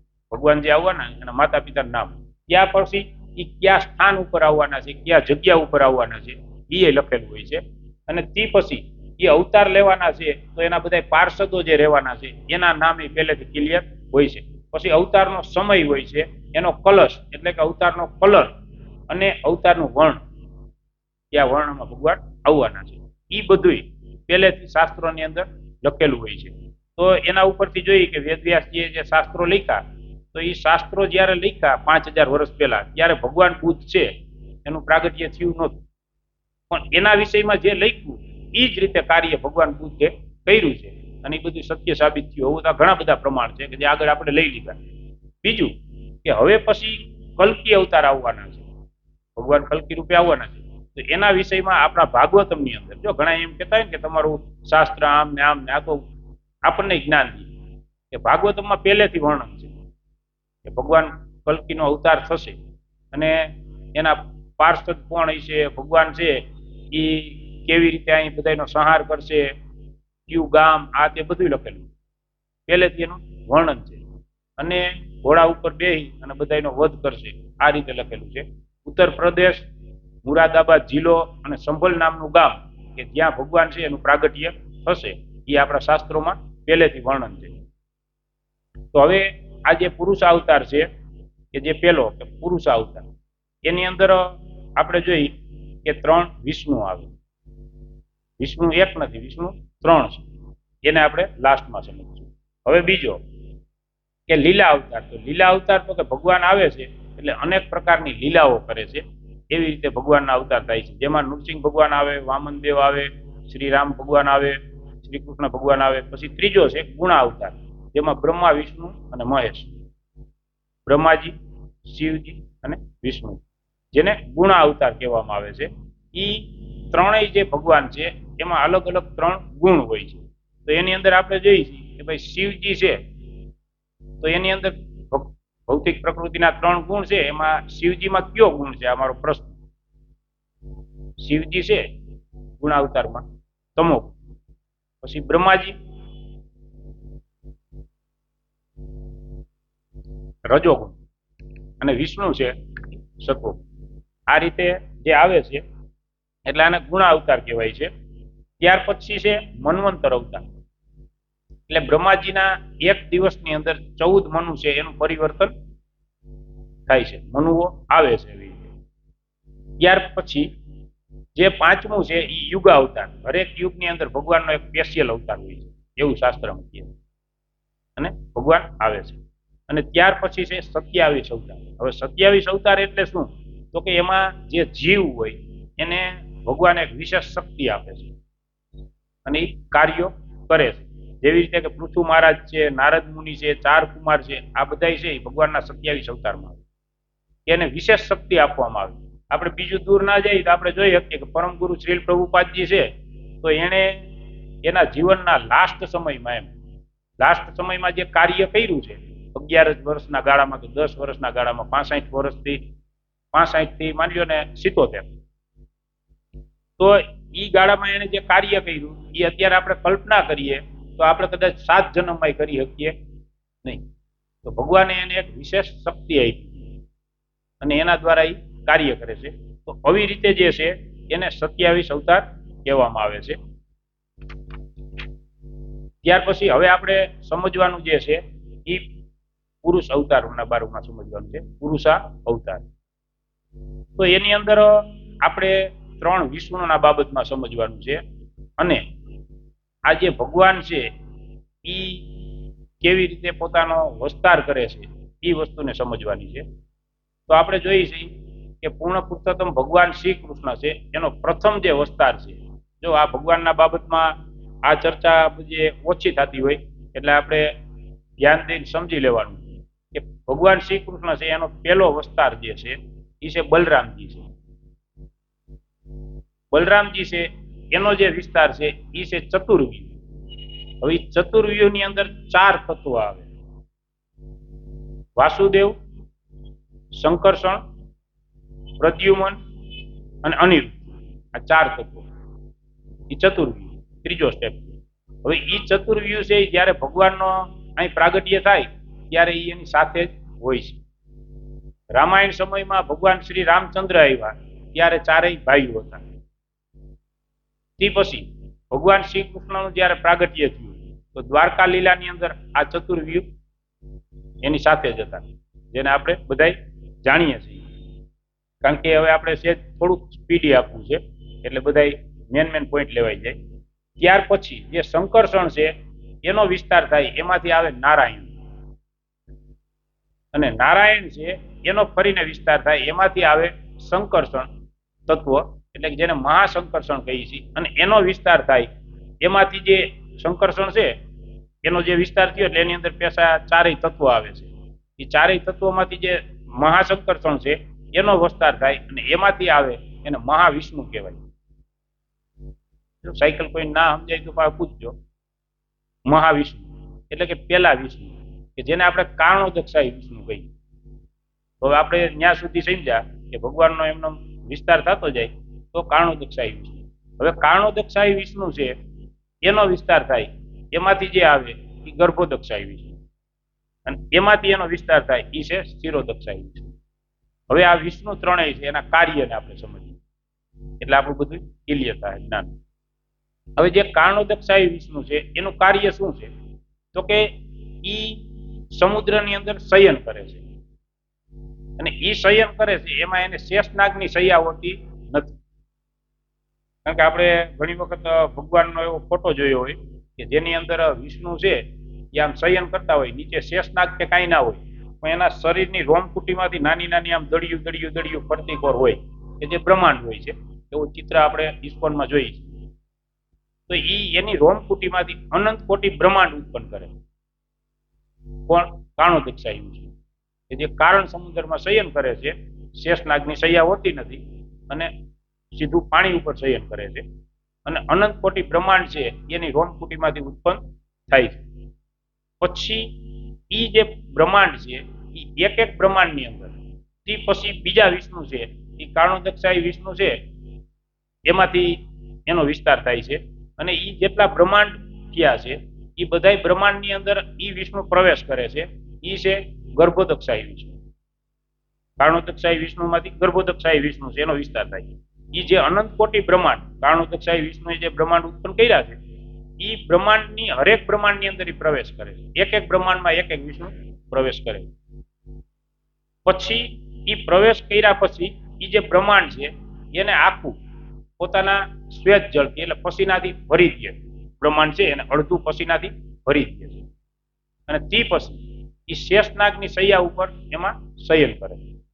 ત્યાં શેષનાગ આવી જાય છે, સંકર્ષણ તત્વ, અને એની શૈયા ઉપર ઈ શયન કરે છે, અને લક્ષ્મીજી છે એ એના પાદ સેવન કરે છે. આ ફોટો આપણે જોઈએ ને બધાય, કારણ કે આ જરીક બોલ્યું છે એટલે સરકારે સમજી લઈ કે ઈ જે વિષ્ણુ છે એ શેષનાગની શૈયા ઉપર શયન કરતા હોય ને લક્ષ્મીજી એનું પાદ સેવન કરતા હોય. પછી એની જે નાભી છે એમાંથી એક કમળની દાંડી પ્રગટ થાય, કમળ નીકળે દાંડી, અને એના ઉપર કમળ ખીલે છે, અને ઈ કમળમાં બ્રહ્માજી છે એનું પ્રાગટ્ય થાય. બ્રહ્માજીનું પ્રાગટ્ય ત્યાં કમળમાં થાય. આ રીતે જે સૃષ્ટિના પ્રથમ જીવ છે બ્રહ્માજી એનું પ્રાગટ્ય થાય છે. હવે ઈ જે નાભી છે ભગવાન હાવ આ બ્રહ્માંડનું આપણે ચિત્ર એનું પણ છે કે આખું ડ્રોઈંગ છે આપણે ઇસ્કોનમાં, એ સરખાઈથી અભ્યાસ કરીએ ને તો આપણે હું તમને સમજાવી શકું કે આ બ્રહ્માંડ છે ને એમાં લોક આમ લાઈનમાં છે, એટલે નીચે ભગવાન હોય છે, ગર્ભોદક્ષાયી વિષ્ણુ નીચે, ત્યાંથી આમ દાંડી ગઈ અને ઉપર બ્રહ્માજી, એટલે બ્રહ્માજીનો લોક જો છેલ્લો છે બ્રહ્મલોક. આપણે મધ્યમાં જઈએ ભૂલોક, પછી ભુવરલોક, સ્વર્ગલોક, મહલોક, જનલોક, તપલોક અને બ્રહ્મલોક, પછી અતલ, વિતલ, સુતલ, તલાતલ, રસાતલ, મહાતળ ને પાતાળ. એમાં આપણે બધા પાતાળ જ સમજ્યું છે. ગમે તે નીચેની વાત આવે તો પાતાળ પાતાળ, પણ નીચે એવી બધી લાઈન છે, પાતાળ તો છેલ્લે છે. એટલે ઈ એવી રીતે ઈ દાંડીની અંદર બધા લોક છે. હવે ઈ જે લોક છે એનો બધોય વજન છે ઈ આ વિષ્ણુ છે એની નાભીમાં છે. એટલે ઘણા એમ કે ને હું તો ભગવાન વિષ્ણુનો અવતાર છું, બરોબર, તો એને કાંઈ ન કરાય, એને 20 કિલોનો પાણો એના પેટ ઉપર રાખી દેવાય અને ખાલી એને કઈ 3 દી એવી રીતે સૂતો રહે એટલે તું તારું મંદિર જ બનાવી રાખીએ તો તું ભગવાન છો માની લે, કારણ કે એને ભગવત્તા બારી આવી. તો આ ભગવાનની પરિભાષા છે, ભગવાન હોવા છે. હવે ઈ વિષ્ણુ છે એ હરેક બ્રહ્માંડની અંદર એને પ્રવેશ કર્યો. જો આમાં જરીક ક્લિયર થતું જાય ને એટલે નિરાત રાખવું. હરેક બ્રહ્માંડની અંદર પ્રવેશ કર્યો, એની અંદર બ્રહ્માજી છે એનું પ્રાગટ્ય થયું. હવે બ્રહ્માજીનું પ્રાગટ્ય થાય છે એટલે પેલા વેલા તો બ્રહ્માજી છે એ વિચારે કે અહીં તો કોઈ છે નહીં, હું એકલો છું. એટલે બ્રહ્માજી એ વિચારમાં પડી જાય છે. પછી બ્રહ્માજી છે એ વિચાર કરે કે ભાઈ હવે શું કરવું એમ, કારણ કે આ એક કમળ છે એમાં હું સૌ, તો એની દાંડી તો દેખાય છે, દાંડીએ ને દાંડીએ જાવ, એનું તળિયું તો ક્યાં કઈ છે ને, જ્યાંથી કમળ ઉત્પન્ન થયું ત્યાંથી જ હું કઈક મારું થયું છે ને કે જાણવા સારું ઈ જાય છે. તો ઈ સમુદ્રની અંદર ઊંડે જાય છે પણ એને મૂળ મળતું નથી. ભગવાનની નાભી કમળના દર્શન થતા નથી. પછી ઉપર આવે અને તે પછી તપસ્યા કરે છે, અને ત્યાર પછી ભગવાન શ્રી કૃષ્ણ છે એને દર્શન આપે છે. અને પછી બ્રહ્માજી છે એને આ સંસાર છે એનું આખું સંસારની રચના કરવાનું કહે છે. આપણા 84 લાખ પ્રકારના જે આપણે છીએ, આપણે બધા એની રચના કરવાનું કહે છે. એટલે એના માટે બ્રહ્માજી છે એને જ્ઞાનની જરૂર પડે અને તત્વ જોઈએ ને, બધા તત્વ તો જોઈએ. તત્વ વગર તો આપણે ના બની. એટલે પેલા તો પંચ મહાભૂત તત્વ છે એ પૂર્ણ પાડે છે ભગવાન શ્રી કૃષ્ણ. અને ભગવાન શ્રી કૃષ્ણ આવી અને પેલા બાંસુરી દ્વારા ગાયત્રી મંત્ર બોલી અને બ્રહ્માજીને દીક્ષિત કરે છે. તે પછી એને આ બધી સૃષ્ટિની રચના કરવાની હતી એટલે એને જ્ઞાનની જરૂર પડે.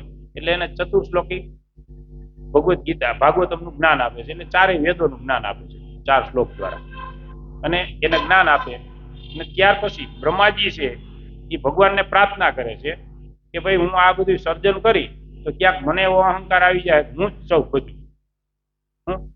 એટલે એ કે મને એ પ્રમાણે કઈક જ્ઞાન આપો, મને અહંકાર ના આવે. મને એમ થાય આ બધું મેં જ બનાવ્યું ને આ બધા તો મને તો એ કે પરમ પિતા માનવાના છે. કારણ કે આપણે જોઈએ તો આપણી સાયકલ બ્રહ્માજીએ જઈને અટકી જાય છે. ભાઈ બ્રહ્માજીમાંથી આપણા બધા આવ્યા છે, આપણે એના વંશજ છીએ એવું ગણી. એટલે પછી ભગવાન છે એ બ્રહ્માજીને એના લોકમાં લઈ જાય, ગોલોક વૃંદાવનમાં લઈ જાય. અને જ્ઞાનું બધું ઐશ્વર્ય ના અંતે જુએ એટલે બ્રહ્માજીને પછી કાયમી રેડી જ્ઞાન થઈ ગયું કે ભાઈ આ તો બધું રેડી. છતાંય બ્રહ્માજી છે એક વખત એને જરીક એવું ઘમંડ થયું હતું અને એ દ્વારકા લીલાની અંદર એને ભગવાને બધું કમ્પ્લીટ સમજાવી દીધું હતું. એ ટાઈમ રહે આપણે ચર્ચા કરશું. તો આ રીતે બ્રહ્માજીનું પ્રાગટ્ય થયું. પછી બ્રહ્માજી છે એ કે ભાઈ હું સૃષ્ટિનું સર્જન કરું ને આ તેન બધું બનાવું, એના માટે મારે આ પંચ મહાભૂત ને બધા તત્વો જોઈએ. એટલે ભગવાન એને પૂરા પાડે છે. અને પછી બ્રહ્માજી છે એ આવી રીતે બધા શરીરો બનાવે છે. 84 લાખ યોન અલગ અલગ વેરાયટી બધી બનાવે. હવે એ બધાને આપણે બનાવી નાખ્યા, કમ્પ્લીટ થઈ ગયા. પછી બ્રહ્માજી છે એમાં આત્માનો પ્રવેશ કરાવે. એટલે આત્મા જાય તો એની અંદર કઈ મુવમેન્ટ આવતું નથી. પછી જયારે ભગવાન છે એ પરમાત્મા રૂપે પ્રવેશ કરે છે ત્યારે આ સંસાર છે એ આગળ વધે. તો આ રીતે આપણે કારણોદક્ષાયી વિષ્ણુ અને ગર્ભોદક્ષાયી વિષ્ણુ એના સમજ્યા. હવે શિરોદક્ષાયી વિષ્ણુ, જે શિરોદક્ષાયી વિષ્ણુ છે ઈ એના વિષયમાં લખ્યું છે કે ઈ હરેક બ્રહ્માંડની અંદર એનું કાર્ય, એક બ્રહ્માંડમાં શિરોદક્ષાયી વિષ્ણુ હોય છે, ક્ષીર સમુદ્ર છે એની અંદર ઈ હોય છે. હવે એનું કાર્ય એ છે કે જયારે દેવતાઓને એને કઈ તકલીફ પડે, અહીંયા કઈ એવું બધું પાપ કર્મ વધી જાય ત્યારે એને મેં જેમ કીધું એમ કે પ્રાર્થના કરે. અને એ શિરોદક્ષાયી વિષ્ણુ છે એ આત્મા જે આપણે કહીએ ને પરમાત્મા રૂપે બધાના હૃદયની અંદર બિરાજમાન છે. બધા જીવના અને જે આ સૃષ્ટિ છે એના કણ કણમાં બ્રહ્મ રૂપે આ એનું કાર્ય. અને પછી જયારે ભગવાનના અવતરણ કરવાનો સમય થાય છે ત્યારે ભગવાન છે એ શિરોદક્ષાયી વિષ્ણુના અંડરમાં અહીંયા અવતરણ કરે છે અને આ સંસારની અંદર ભગવાન આવે છે. તો આ રીતે ભગવાન શ્રી કૃષ્ણ છે ત્યાંથી લઈ અને આપણે બ્રહ્માજી સુધી સમજ્યા. હવે એટલું સમજ્યા એમાં હજી ક્યાંય દેવી દેવતા આવ્યા નથી, કારણ કે બ્રહ્માજી એક આવ્યા, હજી એની તો એન્ટ્રી થઈ જ નથી દેવી દેવતા. તો આપણને એમ થાય કે ભાઈ તો દેવી દેવતા છે એની સ્થિતિ શું છે એમ. હવે એના વિષયમાં આપણે સમજીએ તો આ એક શ્રીમદ ભગવદ્ ગીતા છે એની અંદર 10.2 નંબરનો શ્લોક છે, જેમાં ભગવાન છે એ દેવી દેવતાઓના વિષયની અંદર આપણને સમજાવતા કહે છે કે ન મે વિદુ સુરગણા પ્રભવમ ન મહર્ષય અહમ આદિ દેવાનામ મહર્ષિણામ ચ સર્વસ્વ. ભગવાન કહે છે કે મારી ઉત્પત્તિ કે ઐશ્વર્યને ન તો દેવતાગણ જાણી શકે છે, દેવતાઓ મને જાણી શકે નહીં. તો પછી આપણે તો જાણવા કઠિન થાય ને ભગવાનને. અને ન તો મહર્ષિઓ જાણે છે, કારણ કે હું સર્વથા બધા જ દેવતાઓ તથા મહર્ષિ છે એનો મૂળ સ્ત્રોત છું. એ બધાનો મૂળ હું સૌ, એટલે એ લોકો મને જાણી શકે નહીં. તો આ રીતે આ શ્લોકની અંદર ભગવાન કહે છે. તો આમાં કહે છે કે દેવતાઓની ઉત્પત્તિ મેં કરી છે, આપણું દુર્ભાગ્ય છે કે લોકો આજે દેવતાઓને ભગવાન સમજવા માંડ્યા છે. પરમ ગુરુ શ્રી પ્રભુપાદજી કહે છે કે આપણું એ દુર્ભાગ્ય છે કે આ અંતર એટલું સમજી લીધું કે ભગવાન વાં છે, દેવતાઓ અહીંયા છે, તોય આપણે દેવતા અને ભગવાનમાં કાંઈ અંતર માનતા નથી, બેયને સમાન માનીએ છીએ. પણ એક આપણો મોટામાં મોટો ભ્રમ છે, પરમ ગુરુ શ્રી પ્રભુપાદજી કે આપણે શાસ્ત્રોને ઊંડાણપૂર્વક અધ્યયન કર્યું નથી, એટલે આપણી સ્થિતિ આ છે. જો આપણે શાસ્ત્રને ઊંડાણપૂર્વક અધ્યયન કરશું તો આપણે જાણી શકશું. કારણ કે કશ્યપ મુનિ છે એની બે પત્ની છે, એમાં એક દિતિ અને એક અદિતિ. એમાં બંનેના દૈત્ય અને આદિત્ય બંને સંતાનો છે. એટલે જે આપણે કહીએ છીએ કે ભાઈ દેવતા અને અસુરો જે છે તો એ બે ભાઈ જ છે, બેના પિતા એક જ છે, અને એ છે કશ્યપ મુનિ. તો એના વિષયમાં અહીંયા આપણને સંક્ષિપ્તમાં સમજાયું છે કે કશ્યપ મુનિ છે એ બ્રહ્માજીના પુત્ર હતા. આખી સાયકલ સમજાવી. અને બ્રહ્માજી છે એ ગર્ભોદક્ષાયી વિષ્ણુની નાભી કમળમાંથી ઉત્પન્ન થયા હતા. આ રિવર્સ સાયકલ સમજાવી. પછી ગર્ભોદક્ષાયી વિષ્ણુ સંકર્ષણમાંના વિસ્તાર છે, અને સંકર્ષણ છે એ નારાયણના વિસ્તાર છે. નારાયણ છે એ પહેલા સંકર્ષણના વિસ્તાર છે. પહેલા સંકર્ષણ છે એ બળદેવજીના વિસ્તાર છે. બળદેવજીમાંથી સંકર્ષણ તત્વ. પછી જે બલરામજી છે એ ભગવાન શ્રી કૃષ્ણના વિસ્તાર છે. તો હવે આપણે સમજી શકીએ કે ભગવાન અને દેવતામાં કેટલું અંતર છે. કારણ કે ભગવાન અહીંયા છે, દેવતા અહીંયા છે. તો આ એટલું બધું જે આમાં વિસ્તારથી લખ્યું છે ને આ બધું સમજાવવું એનું કારણ એ છે કે ભગવાન અને દેવતાઓમાં ઘણું બધું અંતર છે. બીજું કે દેવતાની આપણે પૂજા કરીએ, જે કાંઈ કરીએ તો એ કરવાનું છે, એને પ્રણામ કરવાના છે. કારણ કે ભગવાનના વિષયમાં એટલું બધું સાંભળ્યા પછી આપણે દેવી દેવતાનું અપમાન કરવાનું નથી. એ વિષયમાં પરમ ગુરુ શ્રી પ્રભુપાદજી સમજાવે છે કે એને નમન કરવાનું છે, એને પ્રણામ કરવાના છે. કારણ કે આપણા કરતા તો ઘણા બધા શ્રેષ્ઠ છે, આપણે તેની પાસે સૂક્ષ્મ છે. પણ આપણે એ યાદ રાખવાનું છે કે આપણે જે વસ્તુ જોઈ છે અને જે પ્રાપ્ત કરીએ છીએ દેવતાઓ દ્વારા, દેવી દેવતા દ્વારા આપણે કાંઈ પ્રાપ્ત કરીએ એ આ બ્રહ્માંડ પૂરતું છે. કારણ કે એ આમાં જ છે ને, આ રાઉન્ડમાં જ છે. બ્રહ્માંડ એટલે એક મોટું સર્કલ જ સમજી લો, એની અંદર જ છે. એટલે એના દ્વારા આપણને જે કાંઈ મળે એ જ્યાં સુધી આ ભૌતિક શરીર છે ત્યાં સુધી છે, પછી જીરો થઈ. પણ જો કોઈને આ બ્રહ્માંડના ગોળાની બાયણે નીકળવી તો એની બાયણે કાઢવાની શક્તિ છે એ દેવી દેવતાઓમાં નથી, બારે નીકળી શકીએ નહીં આપણે. એટલે એના માટે આપણે ભગવાન શ્રી કૃષ્ણના ચરણમાં જવું જોઈએ. કારણ કે મુક્તિ જોઈએ તો મુક્તિના દાતા એવા ભગવાન શ્રી કૃષ્ણના શરણમાં જવું જોઈએ, જેથી કરીને આપણે બ્રહ્માંડની બહાર નીકળીએ છીએ. ઘણા લોકોનું એવી માન્યતા હોય છે કે ભાઈ તો દેવી દેવતા છે એની પૂજા આ તે નહીં કરવાની, એ નથી. એને પ્રણામ કરવાના, એને સાદર કરવાના, બધું સાચું છે. પણ જો કોઈને આ સંસારથી મુક્ત થવું છે, એવું છે કે હવે પુનરપી જનનમ પુનરપી મરણમમાં આવવું નથી અને મારે અહીંથી હવે નીકળી જ જવું છે, તો એના માટે આપણે ભગવાનની ભક્તિ કરવી જોઈએ. એટલે કે ભગવાનની ભક્તિ છે એ કહેવાનું છે કે શ્રેષ્ઠ છે, એની અંદર બધું આવી. હવે એના વિષયમાં આપણે શિક્ષા ગુરુ બધા કહે કે ભાઈ શું, તો શાસ્ત્રીય ગુરુ કહે છે કે ભગવાનની ભક્તિ છે ને એ 500ની નોટ છે. પછી આપણે એ ચિંતા ના કરવાની કે ભાઈ 10ની નોટ મારી પાસે નથી, 20ની નથી, 50ની નથી, 100ની નથી, બધું એમ આવી ગયું. 500ની નોટ જ આવી જાય છે, પછી ક્યાં ટેન્શન જ છે. તો એ રીતે આપણે આ જે ક્રમ છે એને સમજી શકીએ. હવે કર્મ અનુસાર દેવી દેવતાઓમાં અને ભગવાનની અંદર ઘણું બધું અંતર છે. તો એ આપણે વધારે ન લેતા શોર્ટમાં સમજશું, કારણ કે કાલે આપણી પાસે છેલ્લો દિવસ છે, એટલે આ સમયમાં કોર્સ પૂરો કરવો કઠિન છે. તો એના વિષયમાં લખ્યું છે કે એક શરણાગત સેવક હોવાને કારણે દેવતાઓ હંમેશાને માટે એ ભગવાનનું પૂજન કરે છે. અને બીજું કે દેવી દેવતા આપણને જે કાંઈ આપે છે એ ભગવાન પાસેથી લઈને આપે છે. સામાન્ય ઉદાહરણ આપણે સમજી શકીએ કે અહીંના ધારાસભ્ય છે એ આપણે કોઈ રોડ પાસ કરી દઈએ તો એ સીએમએ જે કીધો હોય એ પ્રમાણે રોડ પાસ થયો હોય, વાંથી લઈને અહીંયા આપણને આપે છે. પણ એ એની અંદર કાંઈ બીજું વિશેષ કરી શકે નહીં.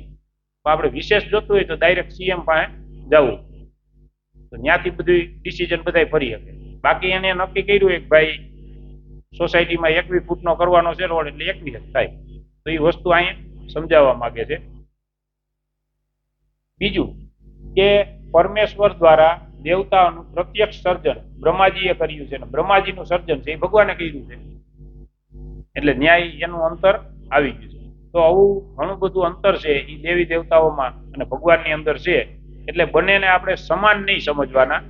બાકી તો ભગવાને બધાય કાર્યો સોંપ્યા છે કે નાણાં મંત્રી છે તો કુબેરજી છે, વાયુ મંત્રી વાયુદેવ છે, હોટલ મંત્રી વરુણદેવ છે, લાઇટ મંત્રી સૂર્યદેવ છે. આ બધાને મંત્રી પદ આપ્યા છે અને એ પદ સુધી આપણે જીવ પણ પહોંચી શકીએ એવું પરમ ગુરુ શ્રી પ્રભુપાદજીએ ટીકામાં ઘણી જગ્યાએ લખ્યું નહીં શક્ય છે. બરોબર. ત્યાર પછી આવે છે કે દેવી દેવતાઓ અને ભગવાનની પૂજામાં ઘણું અંતર છે, કારણ કે બે સમાન ગણાય નહીં. ત્યાર પછી આવે છે કે મૃત્યુ પછીની ગતિ, કે જે લોકો દેવી દેવતાઓની એની પૂજા કરે છે, જે ભગવાનની કરે છે, એ બધાની ગતિ અલગ અલગ હોય છે. કારણ કે ઘણા લોકોનું કહેવાનું એવું થાય કે ભાઈ ગમે એની તમે ભક્તિ કરો છેલ્લે તમે એક જ જગ્યાએ જાઓ. તો આ વાત ખોટી છે, આવું છે નહીં.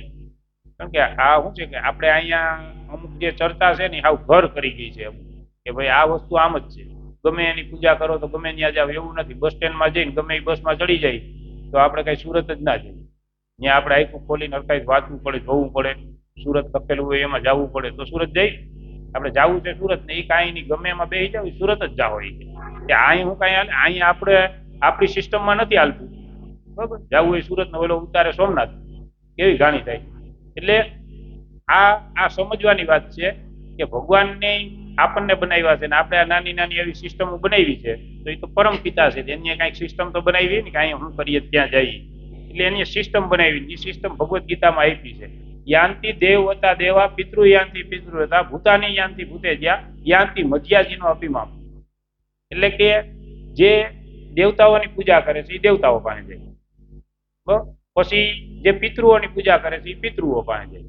પછી જે ભૂતની પૂજા કરે છે, આ મામા નાન તેન હવે બધા આવ્યા ને ઇસ્ટોલુજીયા નાન તેન, તો એની પૂજા કરે છે એ ન્યા જાય. બરોબર. અને તે પછી તો કે મધ્યાજીની અભિમાન, જે મારી પૂજા કરે છે એ મારી પાસે. કારણ કે આ સિસ્ટમ જ હોવી જોઈએ ને. નકર તો આમાં શું થાય કે માની લ્યો કે બધા એક જ જગ્યાએ જતા હોય તો કોઈ શિવજીના મહાન ભક્ત છે, જેને શિવજીમાં આસક્તિ છે, એની પૂજા કરે છે, બધું કરે છે, અને એને ભગવાન કૃષ્ણ પાસે મોકલી દે તો એને ન્યાય આનંદ ના આવે. કારણ કે એની આસક્તિ ભગવાન શિવજીમાં છે ને એને ગોલોક વૃંદાવનમાં મોકલે તો એને ના આનંદ આવે ને. એટલે આ સિસ્ટમ ભગવાને ગોઠવેલી છે અને એ સિસ્ટમ પ્રમાણે હવે જેને જ્યાં જવું હોય એમાં પોતાનું ફિટિંગ કરી લેજો એટલે એ રેડી.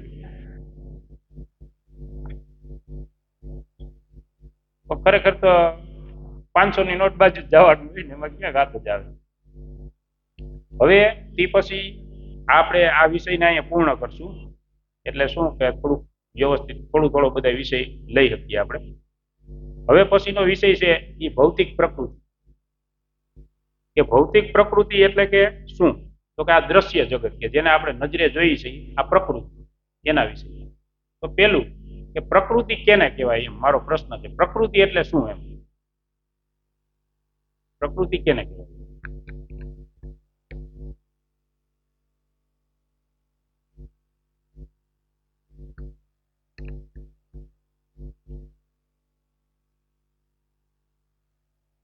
પ્રકૃતિ એટલે ભગવાનની શક્તિ. પ્રકૃતિ એટલે ભગવાનની શક્તિ. તો ભગવાનની શક્તિ અનંત છે, ઘણી બધી છે. 1 2 5 10 15 નથી, કારણ કે ભગવાનની શક્તિ જ બધે કાર્ય કરે છે. તો એની અંદર અમુક ભગવાનની મુખ્ય શક્તિ છે કે જેના વર્ણન કરવામાં આવ્યા છે. બાકી તો બધું તો, કારણ કે ભગવાન તો અનંત છે, તો અનંતનું તો બધું વર્ણન થાય નહીં. એટલે અમુક એની મુખ્ય શક્તિ છે.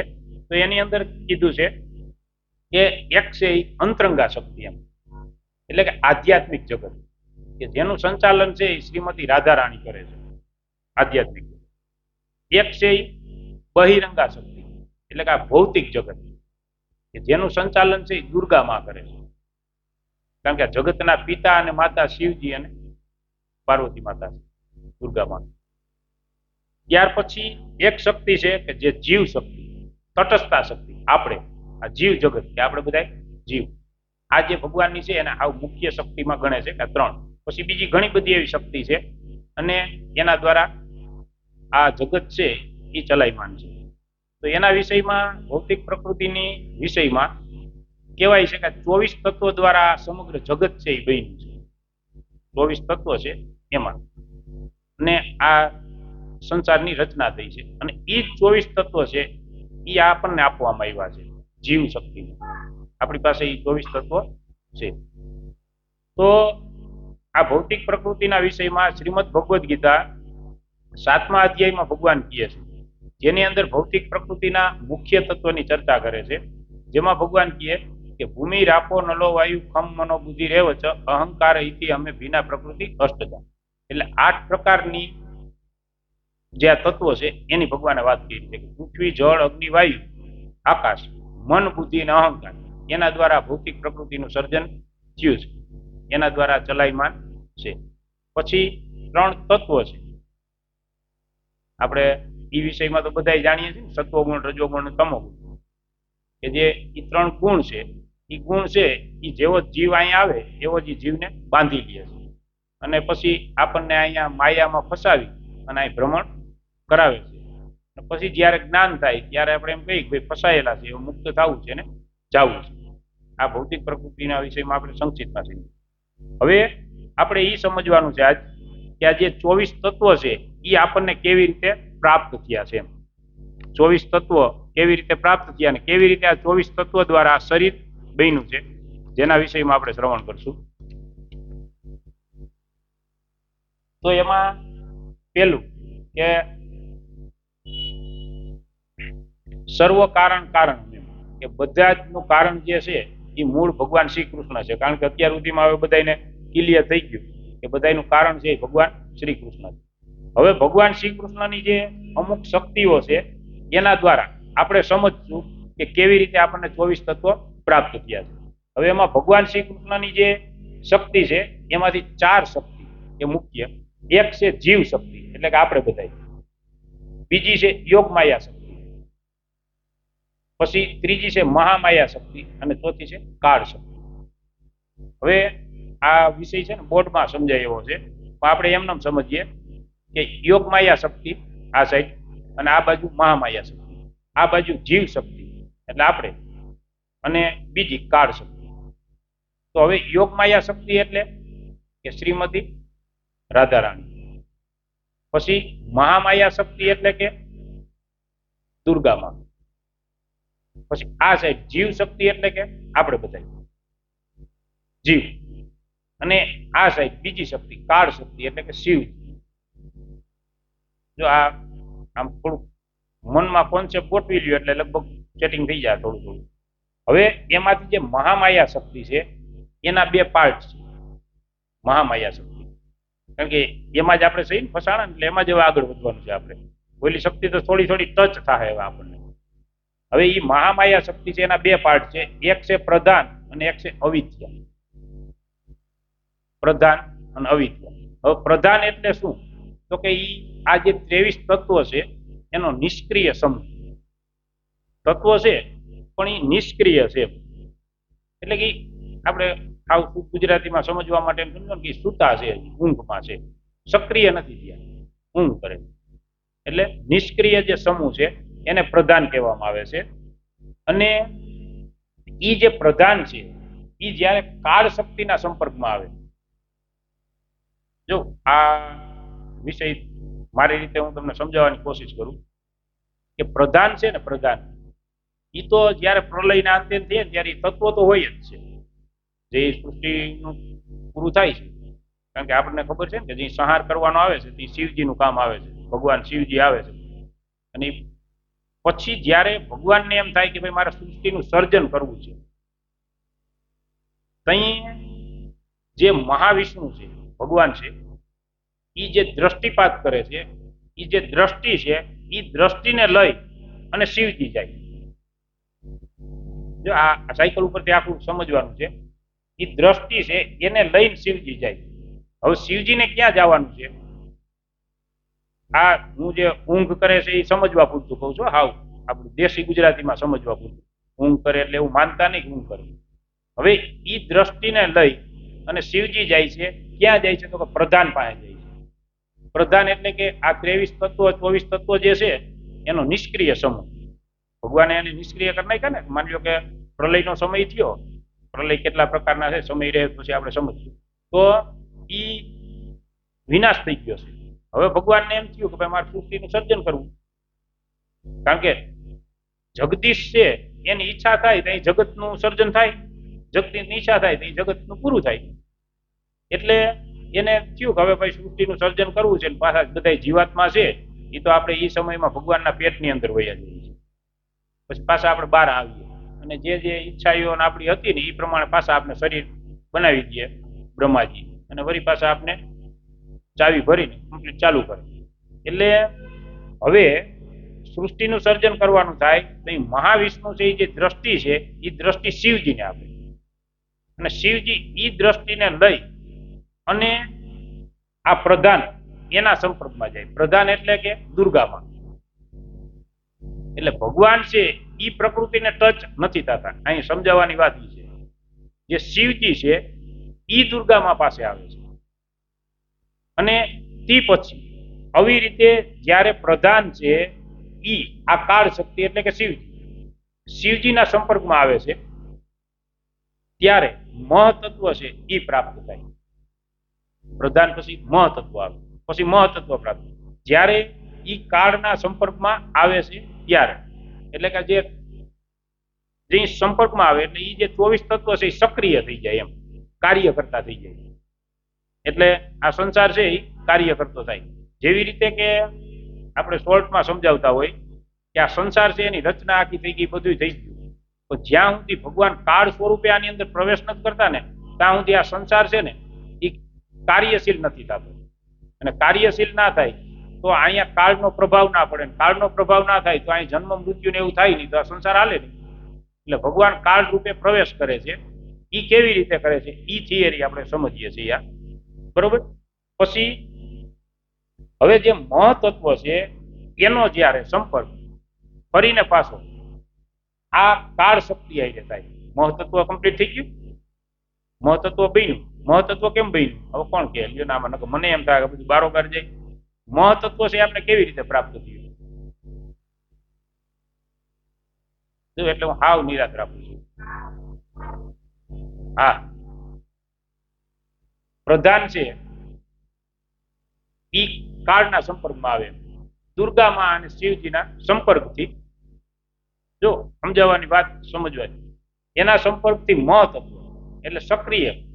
એટલે તો કહેવાય છે ને કે આ જગત છે ને, જગત એ જગતના પિતા શિવજી છે અને જગતના માતા છે એ દુર્ગામાં છે જગતના. પછી જયારે આ મહતત્વ છે, પ્રધાન પછી મહતત્વ મળ્યો, મહતત્વ છે એ કાળના સંપર્કમાં આવે, ત્યાં જે આવે છે એ આવે છે અહંકાર, અને અહંકારેથી બધા તત્વનું કાર્ય ચાલુ થાય છે. ઘણા જે સમજાવે છે એ આપણને અહંકારથી લઈને સમજાવે છે, આ આપણે હાવ ઉપરથી લીધું છે. ભલે અત્યારે 1-2 વખત બારોબાર જાય પછી સમજણમાં આવશે. તો એ જે અહંકાર છે એમાંથી હવે આપણને તત્વો પ્રાપ્ત થાય છે. હવે અહંકાર છે એ જ્યારે પાછું કાળ શક્તિના સંપર્કમાં આવે, શિવજીના સંપર્ક અહંકાર. હવે અહંકારને પેલા સમજી લઈએ. અહંકારના વિષયમાં કહેવાય છે કે એને સંકર્ષણ તત્વ કહેવામાં આવે છે. એ અહંકાર કયો તો કે વાસ્તવિક અહંકાર, કે ભાઈ હું મનુષ્ય છું એમ. એટલે એ વાસ્તવિક અહંકાર થયો, અને એ અહંકાર હવે કાળ શક્તિના સંપર્કમાં આવે છે ત્યારે આપણને 3 તત્વો પ્રાપ્ત થાય. જો ભૌતિક પ્રકૃતિ છે એના 3 તત્વો છે ને, સત્વગુણ, રજોગુણ, તમોગુણ, 3 ગુણ. હવે ત્યાં વાત હોય, કારણ કે આપણે જે કાંઈ સાયકલ સમજતા હોય એ અહીંથી ને સીધી ચાલુ થતી હોય, રજોગુણ, તમોગુણ. હવે ઈ જે 3 છે ગુણ, ઈ ગુણ જીવ જેવો માંથી ઉપરથી અહીં આવે તો અહીં આપણે શુદ્ધ જ હોય, આપણે કાંઈ એવી ઈચ્છા કે આપણે દૂષિત ના હોય, આપણે આમ એકદમ રેડી જ હોય, ભજન કરીએ, ભક્તિ કરીએ એવી રીતે. પણ જેવા અહીં આવીએ એવા આ 3 ગુણ છે એ આપણે બાંધી લઈએ. શું કામે તો કે આ જે મેં સમજાવી સાયકલ કાર્ય કરે છે, એટલે એ 3 ગુણમાં આપણે બંધાઈ જાય છે. હવે એ જે 3 ગુણ છે એ અહંકાર છે, એમાંથી આ 3 ગુણ છે એ આપણને પ્રાપ્ત થાય છે. જો રજોગુણ, તમોગુણ અને સત્વગુણ. હવે જે સત્વગુણ છે એમાંથી મન ઉત્પન્ન થાય, સત્વગુણમાંથી એક વસ્તુ મન. તે પછી જે રજોગુણ છે એમાંથી 3 વસ્તુ મળે છે. પેલું બુદ્ધિ, રજોગુણ દ્વારા બુદ્ધિ પ્રાપ્ત થાય છે. અને બુદ્ધિ છે એના દ્વારા આપણને પૃથ્વી, જળ, અગ્નિ, વાયુ અને આકાશ, આ ત્રણ વસ્તુ જે પંચમહાભૂત કહીએ ઈ તત્વો ઉત્પન્ન થાય છે. અને ત્યાર પછી રજોગુણ દ્વારા બીજું બે વસ્તુ, તો કે જ્ઞાનેન્દ્રિય અને કર્મેન્દ્રિય બે. જો હવે અત્યાર સુધીમાં તત્વો કેટલા પ્રાપ્ત થયા? તો સત્વગુણથી એક જ, એ એક યાદ રાખી લીધું. પછી જે રજોગુણ છે એનાથી એક બુદ્ધિ પેલી, અને બુદ્ધિમાંથી 5 મહાભૂત, પૃથ્વી, જળ, અગ્નિ, વાયુ, આકાશ. તે પછી રજોગુણ છે, એ રજોગુણમાંથી બીજા બે, તો કે કર્મેન્દ્રિય 5 અને 5 જ્ઞાનેન્દ્રિય. તો 5 જ્ઞાનેન્દ્રિયમાં તો આપણે બધાને ખબર જ છે કે આમ આપણા મોઢામાં આવી ગઈ જીભ, આંખ, નાક, ત્વચા. અને 5 કર્મેન્દ્રિય, તો કે હાથ, પગ, મોઢું, નિષ્કાસન અને પ્રજનન. આ 5 કર્મેન્દ્રિય કે જેના દ્વારા આપણે કાર્ય કરીએ છીએ. અને આ જ્ઞાનેન્દ્રિય જેના દ્વારા આપણે જ્ઞાન પ્રાપ્ત કરીએ છીએ. તો હવે આ રીતે એટલા તત્વો થયા. પછી જે તમો ગુણ વધ્યો, તમો ગુણ છે એમાંથી આ જે આપણી જ્ઞાનેન્દ્રિય છે, જે ઇન્દ્રિયો છે, એના વિષયો શબ્દ, સ્પર્શ, રૂપ, રસ અને ગંધ, આ આપણને પ્રાપ્ત થાય. એટલે કે જેવી રીતે કે આમાં આપણે સમજી શકીએ કે ત્વચા છે તો એમાં સ્પર્શ આવે. ત્વચા જે છે એ સ્પર્શ દ્વારા જ્ઞાન પ્રાપ્ત કરે ને, આ રીતે સાયકલ છે. પછી કાન છે તો કે એમાં રસ, પછી આંખ છે તો કે રૂપ, પછી નાક છે તો કે ગંધ, પછી જીવા તો શબ્દ બોલી, શબ્દ એટલે શબ્દ, સ્પર્શ, રૂપ, રસ અને ગંધ. આને કહેવામાં આવે છે જ્ઞાનેન્દ્રિયના વિષય, જે આપણે ક્યારેક એને પછી ડીપમાં સમજવું, પણ અત્યારે એટલું જ સમજીએ. હવે આ રીતે આ તત્વો જે થયા એ આપણે હિસાબ કરીએ તો કેટલા થયા? આવે તો જો, એક મન, એક બુદ્ધિ, પછી 1, 2, 3 ને 4, 5 જ્ઞાનેન્દ્રિયના વિષયો, 5 જ્ઞાનેન્દ્રિય, 5 કર્મેન્દ્રિય, 1, 2, 3 ને 4 એટલે 20. અને મન, બુદ્ધિ અને ઉપર અહંકાર 23 થયા. 23 તત્વો છે એ પ્રાપ્ત થયા. પેલું અહંકાર, મન, બુદ્ધિ, 5 જ્ઞાનેન્દ્રિય, 5 જ્ઞાનેન્દ્રિયના વિષય, પંચ મહાભૂત અને 5 કર્મેન્દ્રિય એટલે 20 ઈ અને આ 23. હવે જે 24મું તત્વ છે ઈ શું છે? તો કે આપણી અશુદ્ધ ચેતના. આપણે મનુષ્યની વાત કરીએ ને તો એની અંદર કહેવાય છે અશુદ્ધ ચેતના, અથવા આ જે ત્રણેય ગુણો છે એનો સમૂહ. 3 ગુણ છે ઈ, એટલે એ 24મું તત્વ. બે વસ્તુ કહે છે. હવે અશુદ્ધ ચેતના કહેવામાં આવે છે ઈ શા માટે? તો કે આપણે પેલા શુદ્ધ જ હતા, પણ આપણી ચેતના અશુદ્ધ થઈને એના કારણે આપણને આ તત્વો મળ્યા. એટલે કે આ સમૂહ, આ જે શરીર છે એ આ બધા તત્વોનો સમૂહ છે, એ આપણને એટલે પ્રાપ્ત થયો છે. અને એટલે હવે આપણે અહીંયા કર્મના બંધનમાં બંધાઈ છીએ અને અહીંયા ફસાઈ છીએ. તો આ રીતે આપણને આ શરીર પ્રાપ્ત થયેલું. આ જરીક કંટાળો આવે એવો વિષય થોડોક રહ્યો હોય કે આમ, પણ સમજવું જરૂરી હતું, ભલે જેટલું મગજમાં ઉતરે એટલું. આ રીતે આ 24 તત્વો દ્વારા આ આપણે શરીર પ્રાપ્ત થયું છે. તો હવે આ ભૌતિક પ્રકૃતિ કે જેના વિષયમાં આપણે એટલું જાણીએ કે ભાઈ આ નજરે જે આપણે જોઈ છે એ પ્રકૃતિ છે આપણા દ્રષ્ટિ દ્વારા. હવે બીજી એક પ્રકૃતિ એવી છે કે જેને આપણે કીધું ને અંતરંગા શક્તિ, એમ કે આધ્યાત્મિક જગત, કે જેને આપણે જોયું નથી. તો એનો સ્વીકાર આપણે ભગવદ્ ગીતા, ભાગવતમના આધારે કરવાનો રહીએ કે ભાઈ એક એવું જગત છે કે જ્યાં જીવ ગયા પછી ફરીને પાછો અહીંયા આવતો નથી, અને ત્યાં એ શાશ્વત ભગવાનની સેવામાં લાગી જાય.